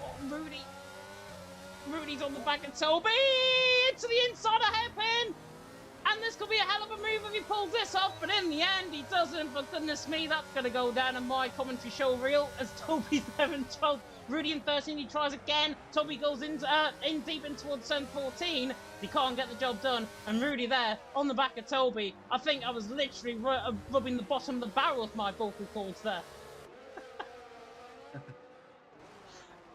Well, this is the issue now for Rudy, Riley, and Pippin now is the fact that they need to get past Toby. Because look how much time Toby's losing to Adam and Kieran at the head. Yeah, definitely. So somebody is going to clip that, by the way. I think there was more voice cracking in there than anything else in terms of that move. Here comes Rudy, though, on the back of Toby. But he does get the job done this time around. Very easily, actually, in towards turn 1. Locked up slightly, but Rudy is doing his into 12. And he had to wait for that move. In the end, waits absolutely perfectly. Toby there as well with Riley, 13th and 14th. All of this is beginning to let Kieran and Artem get away. They're right on the back. Riley is like all over the place, in behind on the back of Toby, coming out down the straight once again. And Riley's actually going to have a go at Toby in toward the left-hander with turn number 7. Only Kitsune is through on Spicer, I think, through turn number 8. But Riley dives it to the inside line. Australians went way too deep on the brakes, and Toby is back through. And the FDR man cannot catch any bit of luck at this stage. And Spicer, by the way, has got through only Kitsune. Yeah, they're side by side there. Yona almost made it. Almost made the overtake on Kitsune as well. Riley in the wall. Riley in the wall, I think, coming out of turn number 9. Sorry to cut you off there, Mike, but Riley in the wall, coming out of turn number 9. I'm not sure if he locked up maybe and went just straight on down the escape road slightly. Don't think he's got damage, but Riley, 15th, not suiting him well. Just want to, well, actually, I don't know whether to give you the gap to the leader or whether to keep that quiet for any of the teams watching. But Joachim doing a great job right now trying to build this gap.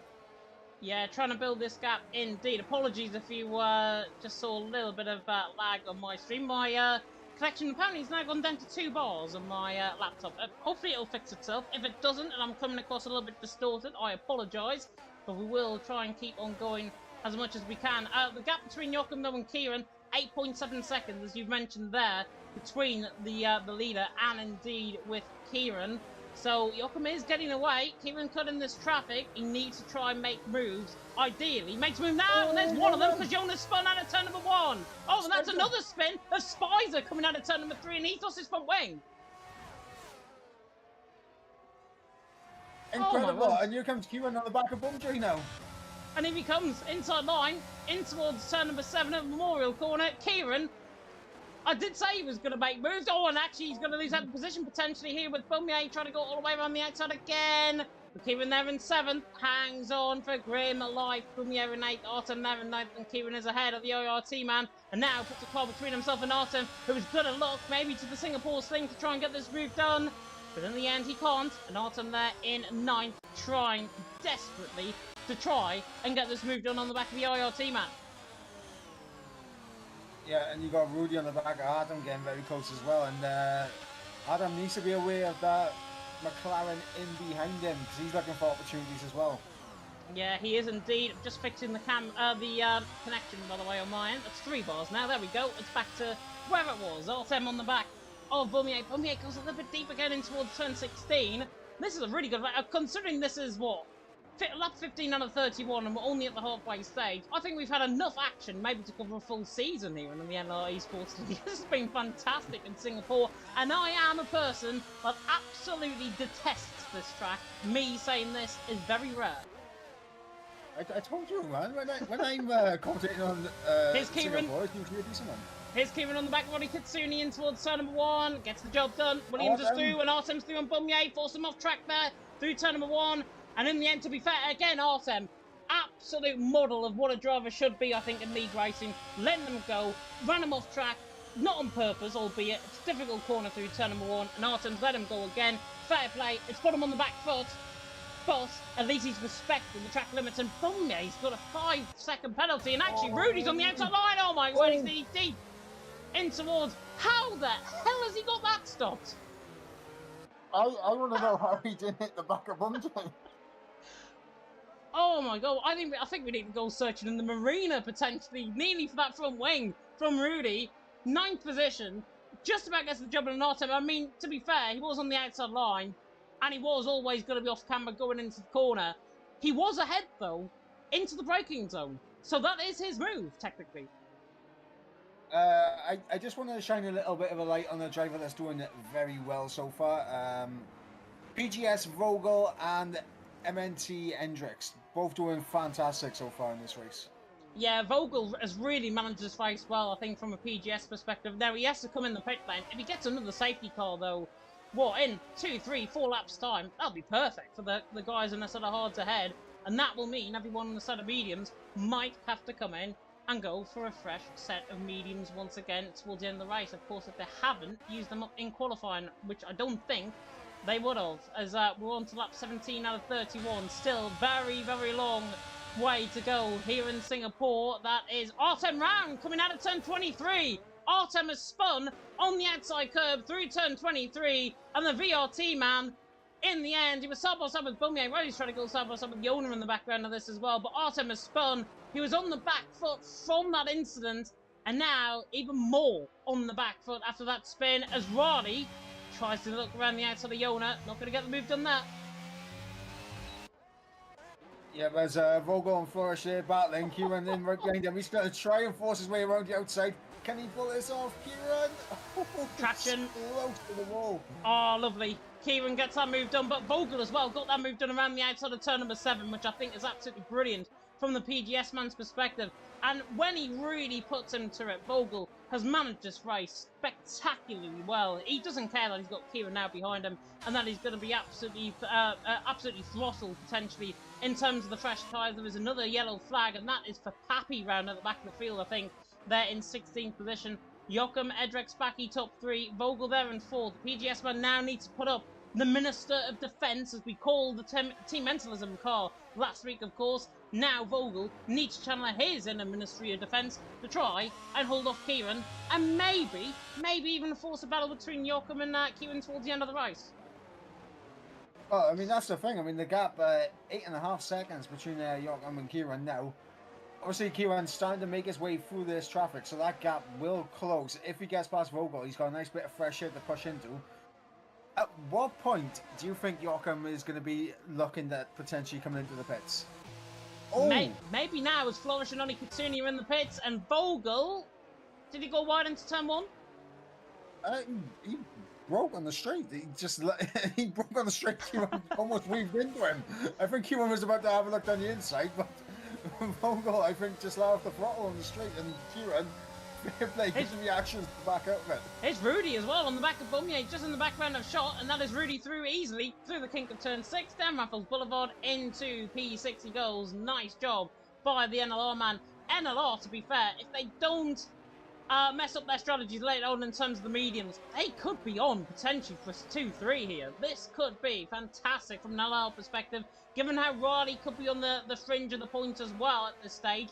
Joachim really needs to up his game out in front. He needs to try and save up that bit of EOS. 8% of battery, though. compared to Kieran on 37%. That is going to be a real tough ask for Joachim a little bit later on in the race. Pardon me. Boumier there on the back of Rudy, 6th and 7th behind there in 8th. But everything now just beginning to settle it down once again. Oni Katsuni and Flourish, by the way, also came in the pit lane on that set of medium compound tyres. So they are now in 13th and 14th. And Spider and Pappy are side by side at turn number 7 for the proverbial wooden spoon. In the end, Pappy, who's been called a mammy from Spicer, and the GSP Manthun, he's into 16th.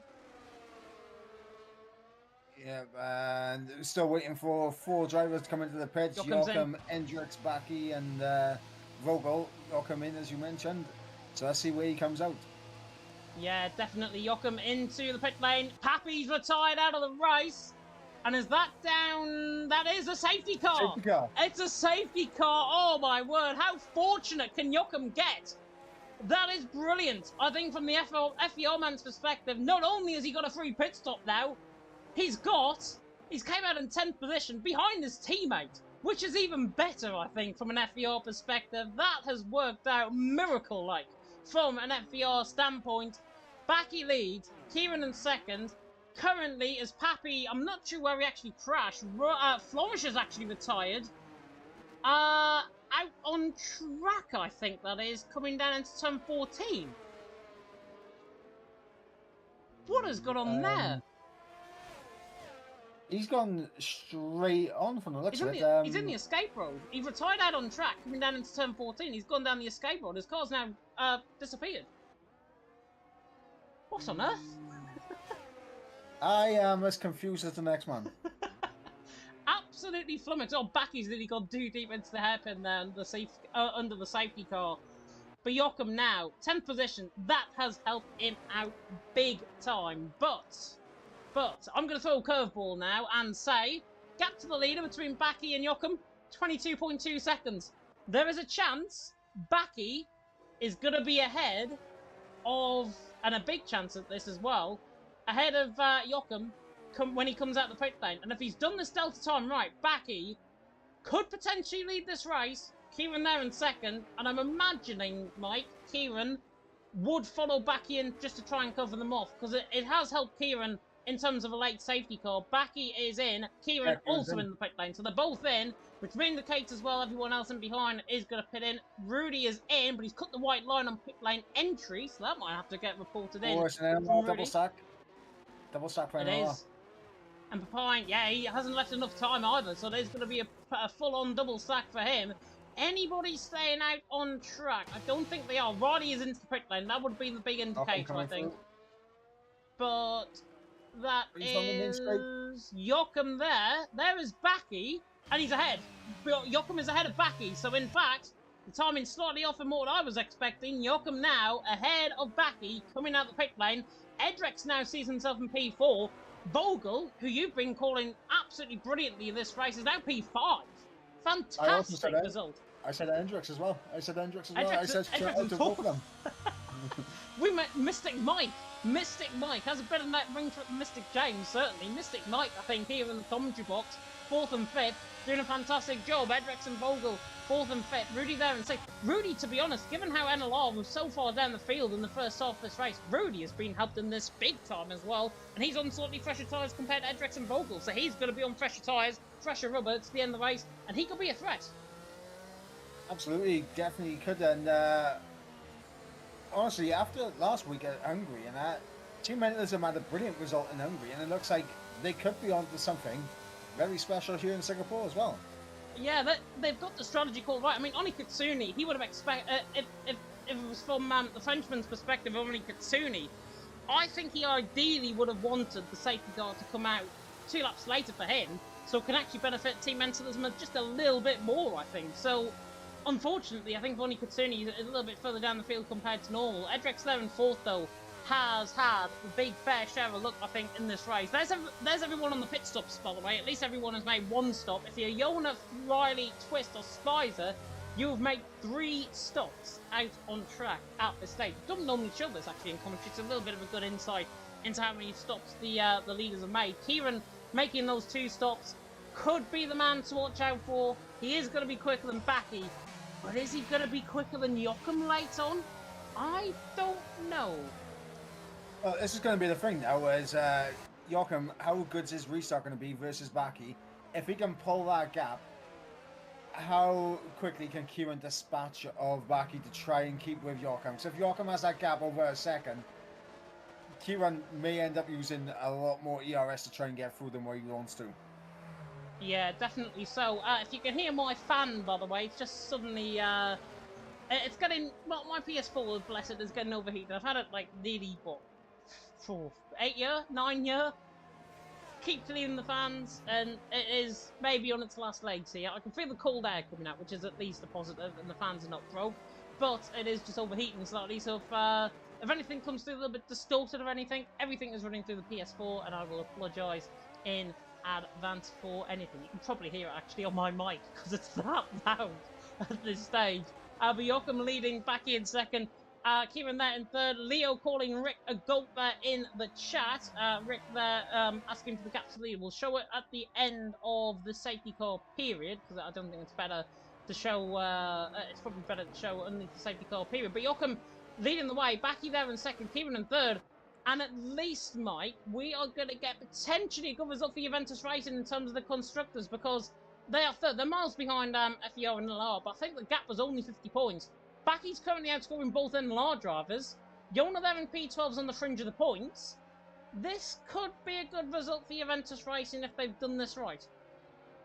Yep, absolutely. And of course, you got Riley in there as well. Like Riley and Yona, that's going to be an interesting. And Martin, those three drivers just outside the points right now, trying to carve their way through. That's going to be interesting for these final 10 laps.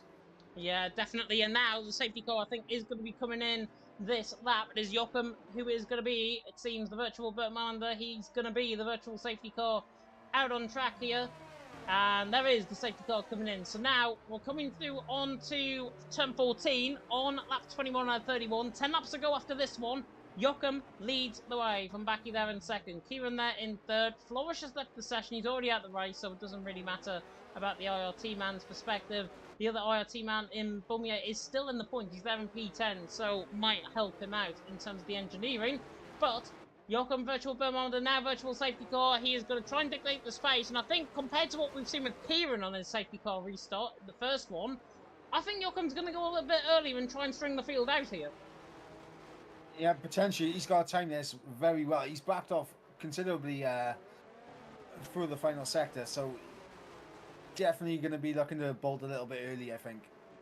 Yeah, definitely. Joachim coming out through the final couple of corners, and he's already bolted. Coming out of turn 21, now in towards 22 and 23 for what is the 10th last time. Backy is spun, run wide there, coming through the right-hander of turn number 23. So unfortunate for Backy, and he's side by side with Kieran, but I think Kieran might have had an illegal overtake there. That was before the safety car line, so I think he's had to keep the position. And Joachim all of a sudden has got away. Vogel has spun. Vogel has spun, coming out of turn number 3. I'm not sure if he collided maybe with someone. Kieran and Backy are side by side though, coming out of turn number 5. Backy nearly in the wall, and Kieran now trying to come on the inside line down Raffles Boulevard in towards turn number 7 of Memorial Corner. But Kieran is ahead of Backy. Edrickson fourth, there's 3-4 wide in the background. Oni Katsuni absolutely sent a dive bomb from a half on the back of Toby. Great move from Oni Katsuni, trying to force the move as well as Bumier. Arsem is being caught up in an instant, I think, further down. He's now in 10th position all of a sudden. Bumier now in Papine, trying to gain positions, but Joachim got the lead. Unfortunately for him, though, Kieran's now right behind him. Yeah, and he does have a little bit of a gap now. We're going to see if Joachim has the pace to keep Kieran at bay. Yeah, definitely. My voice is going to be going at the end of this one. That's Yona to the inside line of Artem, in towards the hairpin. But the Dutchman can't get the job done. And in fact, the Irishman so quick off the corner. Absolutely leaves the Dutchman in trail. Vogel trying to make up the ground on the back of Twist. Nice move then towards 714. Bit of a snap there from Twist in the background as well. But Vogel there, 13th. Great move from him. Vogel 14th. Spicer there in 15th. This race all of a sudden is spawning into life once again. Joachim leads the way. Kieran in second. But when you've got a PSGL F2 man right on the back of you, the next kid potentially for F1 Esports Challengers, you've got to be worried if you're an FVR man at this stage. However, with Joachim, he's actually got more ERS. Yeah, and this is what I was saying about Kieran. He can get past Backy, but if he gets held up a bit too much, he has to use that ERS to get back within Joachim, and then it's going to make things difficult for Kieran once he gets onto the back of Joachim. Joachim just keep him at bay with ERS. Yeah, definitely so. Definitely so. Yoakum leading the way from Kieran in second. The gap is 8 tenths per second. There's more moves happening further down the field for Pine, right underneath the rear wing of the Aston Martin running down the straight. Toby's actually going to look for the move on Oni Kitsune as well. Could be a 3 wide into a Memorial corner. Oni Kitsune has neatly gone towards the marina there as Toby now goes around the outside and towards turn of parade. Oni Kitsune late on the brakes, locks up. Oni Kitsune nearly gets spins as well by Toby. Toby got the move done. He was ahead going into the corner, doing his intersect. Oni Kitsune there in 7th, Pine there in 8th, and spin from Vogel.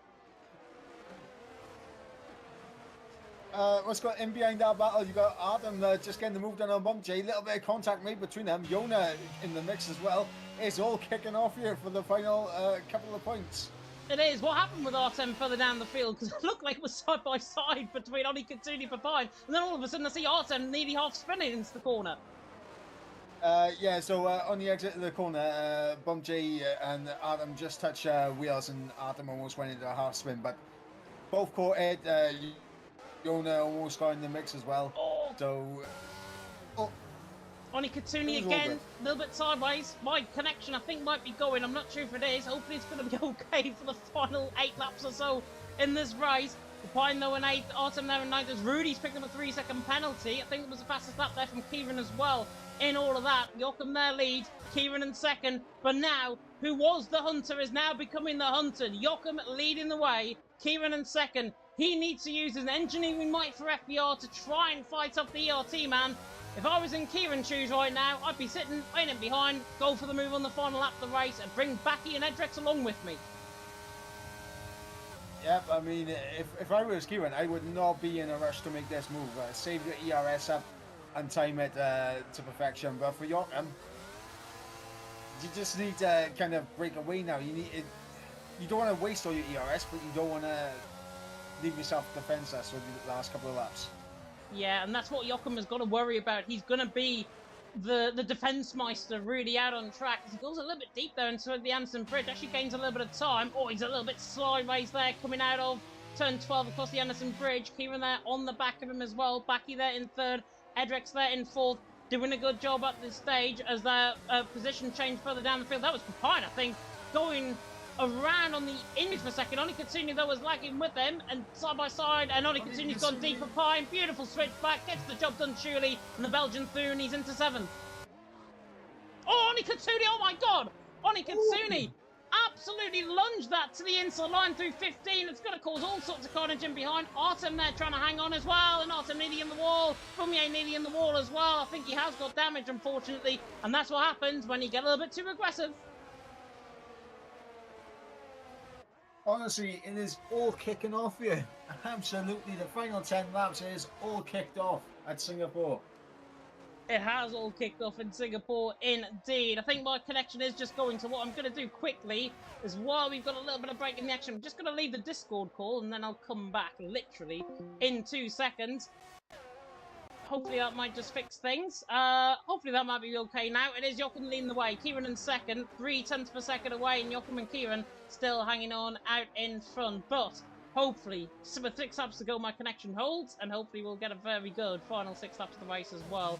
So I think everything is now working back normal. Maybe just Discord getting a little bit overheated there. Maybe with mine and Mike's connection intertwining with each other, let's just say. Oh my word, and that's Yona to the inside line. Oh, it's Oni Kitsune in the wall. That's a shame. Oni Kitsune in the wall. I think he's gone rear on, though, into the wall. So he might have got away with that. I'm sorry, Pigeon made a big mistake there. Artem almost getting through. It's all kicking off for P7. Oh, no. Artem has to try and manage this. There's a bit of hitbox included in this as well. Pine there in 7th, Artem there in 8th.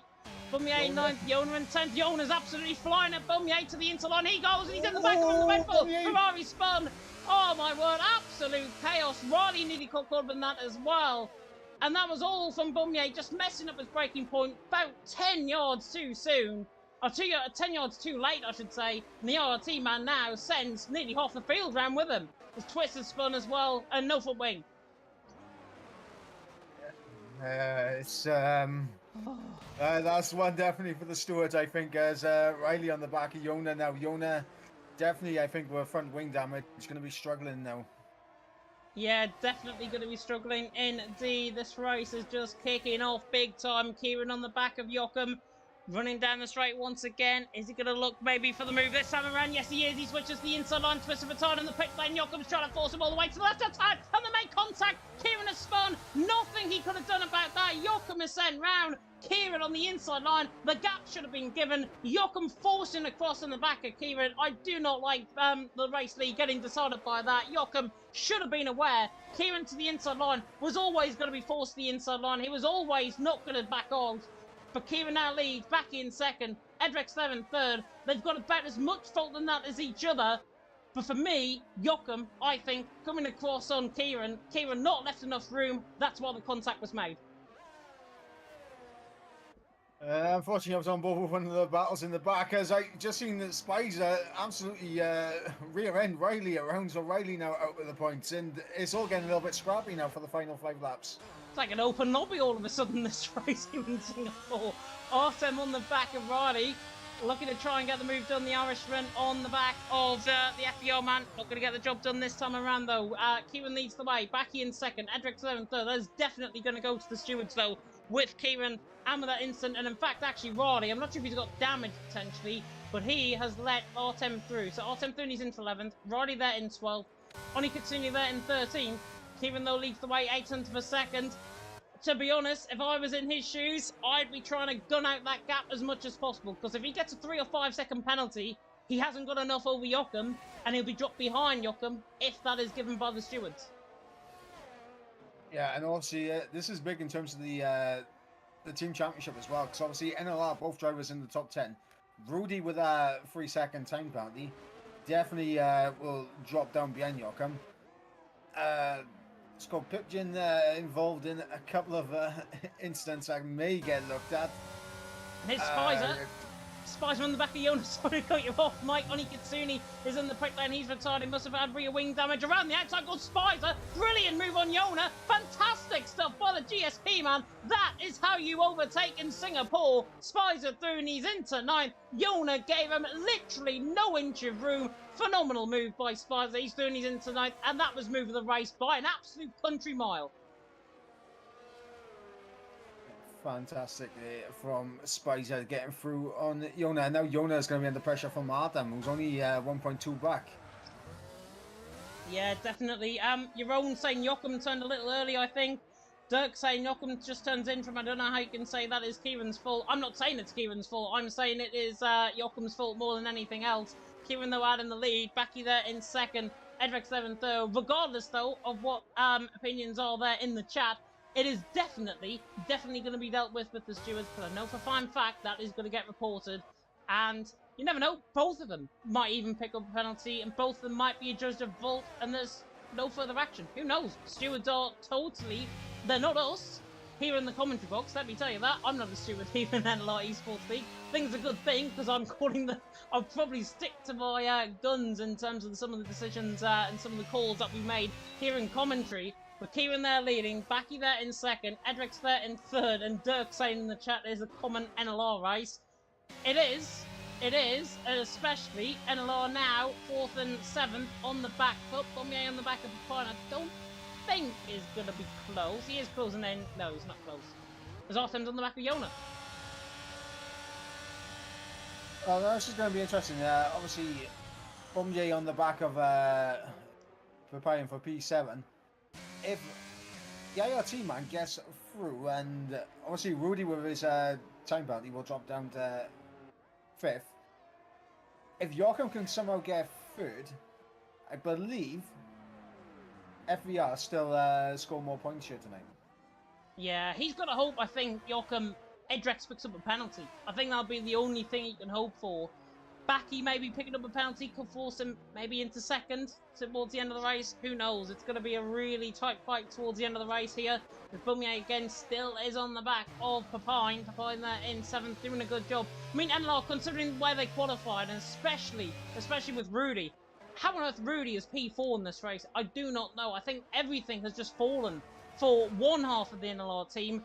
The other half of the NLR team, as you mentioned, been getting caught up in incidents, and unfortunately Papine is now on the back foot, and he's well off Toby, and he's under pressure from the IRT man of all people.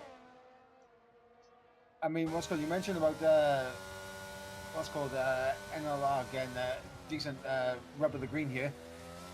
What about the GSP team? Up 11 for Spicer, up 13 for Toby. Yeah, it's been a phenomenal race. I mean, Edrex as well, gaining 8 positions. Spicer, as you mentioned, at 11. Rudy there gaining 12. Bumye now about to gain a 10th position on the back as Jochen picks up a penalty. Bumye now to the inside line now, down Ruffles Boulevard and towards turn number 7. Should get the job done. Oh, he's later on the brakes still, Papine. Tries to hang it around the outside, no inch given. Still within wheels, still within track limits as well. Papine slightly locks up. And Papine somehow puts the defence on to get that job done on the back of Bumye. Great stuff by Papine, great stuff by Bumye. No inch room given. Perfect race in between them both. Yeah, brilliant defensive work from Papine to stay ahead of Bumjay. I think that lock-up might have looked bad, but definitely helped him more than hindered it. Yeah, definitely so. Kieran leads the way. Backy in second, Edric 7th over. Better go on to what is going to be the penultimate lap of the race. I feel like we've been commentating in like a time zone, like a time warp or something. This race has just gone so slowly. But we're now at the final 2 laps of this race here in Singapore. It is around an average of 140 lap time, I think, in the race trim here. But Kieran leading the way. Backy there in second. Alpha there leaving the session from a little bit earlier on. That's unfortunate for him being out of the race a little bit earlier with that front wing damage, with him crashing, of course, through the left-hander of turn 17.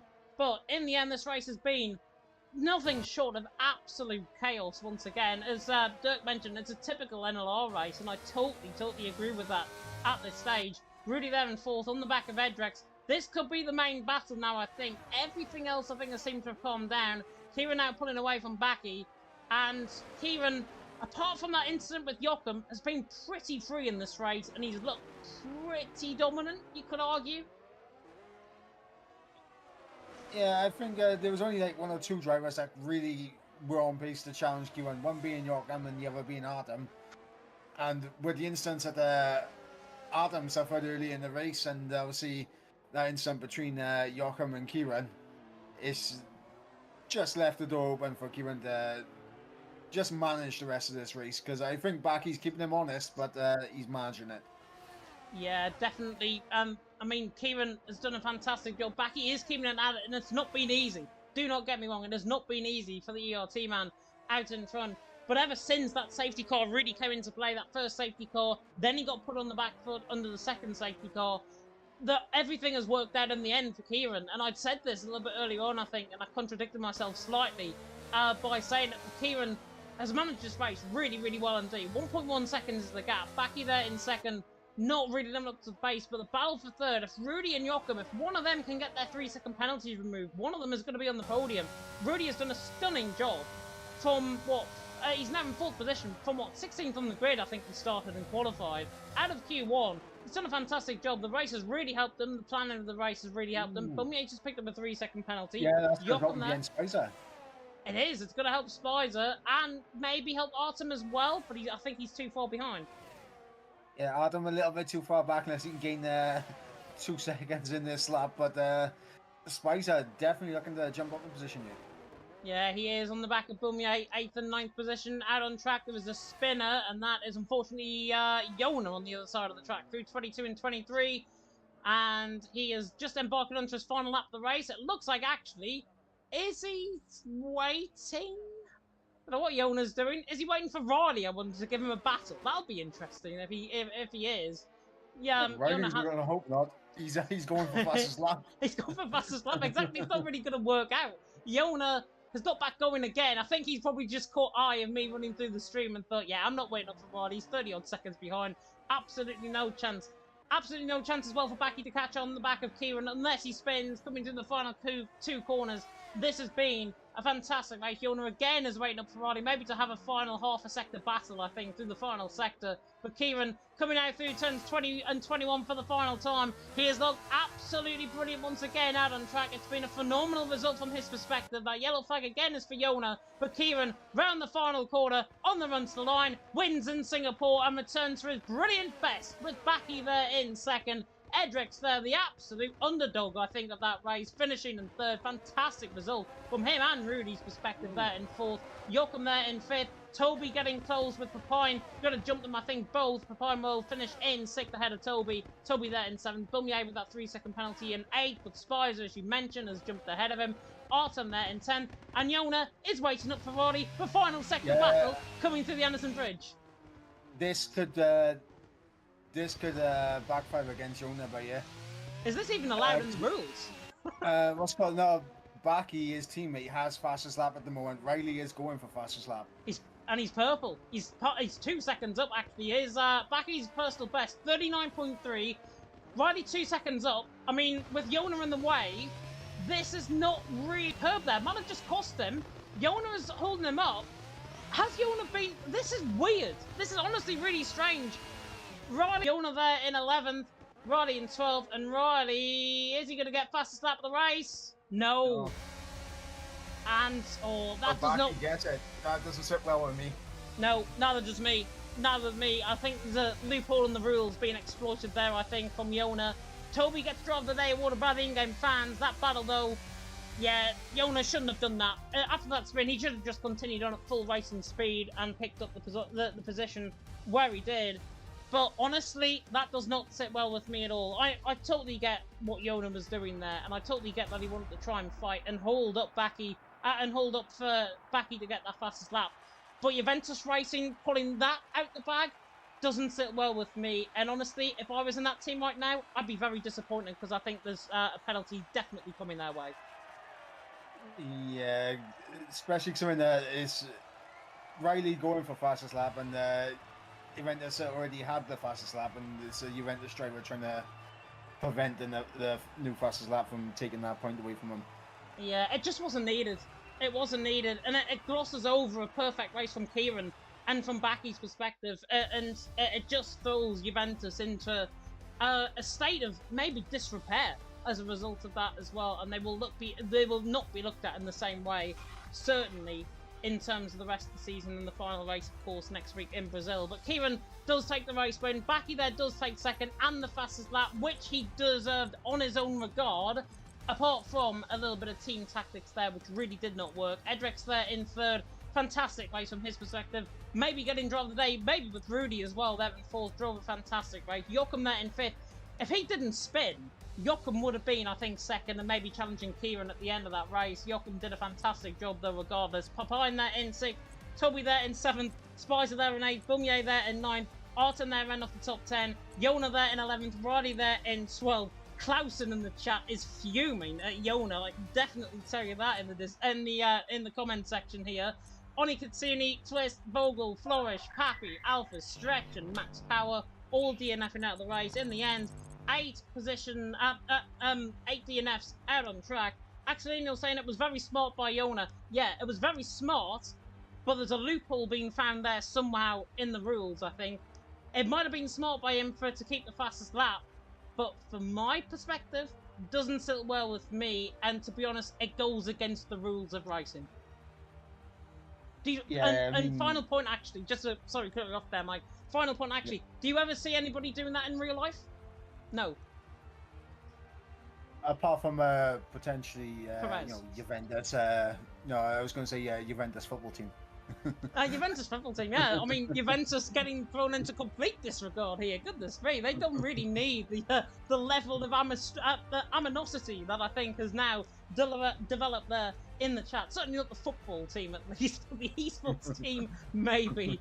Kieran the Wad on top, and Baki in second. Edric's there in third. We'll have a look at the calendar. Of course, there is only, I believe, one more race to go. I think Hungary does get kept in terms of the Brazil. Brazil there. Final race of the season, of course, 3 p.m. UK time for Tier 2, 3 p.m. UK time on Sunday as well for Tier 1. Tier 2, of course, on Saturday, on Eurovision Day, I may add, as well. Clausen saying, maybe smart, but I don't like it as it's not fair towards Riley. Yeah, totally agree. And I think from an FBR standpoint, they'd be trying to get that position, I think, because Riley, if it wasn't for the block, Riley was on for the fastest lap, which he would have absolutely deserved.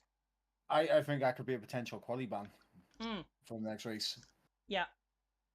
Yeah. And I'll say it now. And if that does happen, and if you're right with that qualifying ban, he's got nobody to blame but himself. Yep. And yeah, but Brazil next week. Anyways, it is the final race of the season here for the NLR Esports League. It's been fantastic covering it all season, actually. The event, Brazil next week.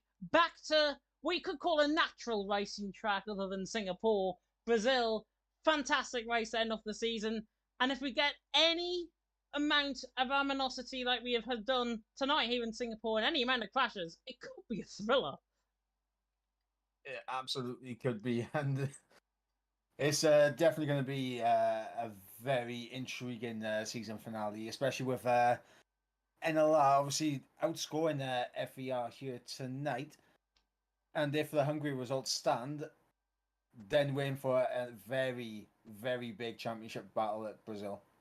Yeah, we will be. And FVR against NLR, it seems like it's going to come down to it. In terms of the overall points finish as well, let me just try and calculate it up before we end off the stream. I believe FVR would be on... Oh, hang on. This is going to test my math skills at the finest of times. I think NLR have gained points, is what I can say. The gap, 189 for FVR, 160 for NLR. Yokum's picked up 10 points, so that'll be 199. NLR 4th and 6th for 12 and 8, that is 20 points. 10 points gain, I make it as for gain. NLR. Yeah, 10 points gained at this race, and then I think, if I remember correctly, that they may have gained a few at Hungary as well. They did. And if that Hungary race gets kept, it could be potentially where we even see maybe a tie going into the final race of the season, which would just be absolutely incredible. I'll have a look very quickly at the Hungary results, of course, from last week. Give me 1 second on this. Getting to the end of the stream. There we go. So yeah, FEL actually, Kintics with 4th. NLR actually with Kart Racer won the race last week. And that's a 15. That's a 13-point gain. And it's 13 points. They're tied on points. As it stands, unless the steward reports are absolutely put a nail in one of the two teams' coffins. My maths are suggesting they're level on points on 190 odd points. Yeah, you are correct. Definitely level on points going into the final race of the season. Okay, Brazil is going to be a cracking race, guys. And NLR FER guaranteed to put out their best lineups possible. Brazil, honestly, I think NLR, FER, they need to throw the Holy Bible, I think, and the absolute trademark book at everything that they're going to do. It is going to be fantastic. We are going to end off here, though, of course, from Singapore. My food is nearly ready as well, more importantly, and I've certainly whetted up with appetite after that. Big thank you to Mike for joining me in the commentary box, as always. We will see you next week for the season finale in the NLR Esports League, and if there's no steward reports, well, it's going to be tied on points, NLR, FBR, next week, Brazil. You do not want to miss it. From myself and Mike, thank you so much. Enjoy the rest of your day. And until next week in Brazil for the season finale, goodbye.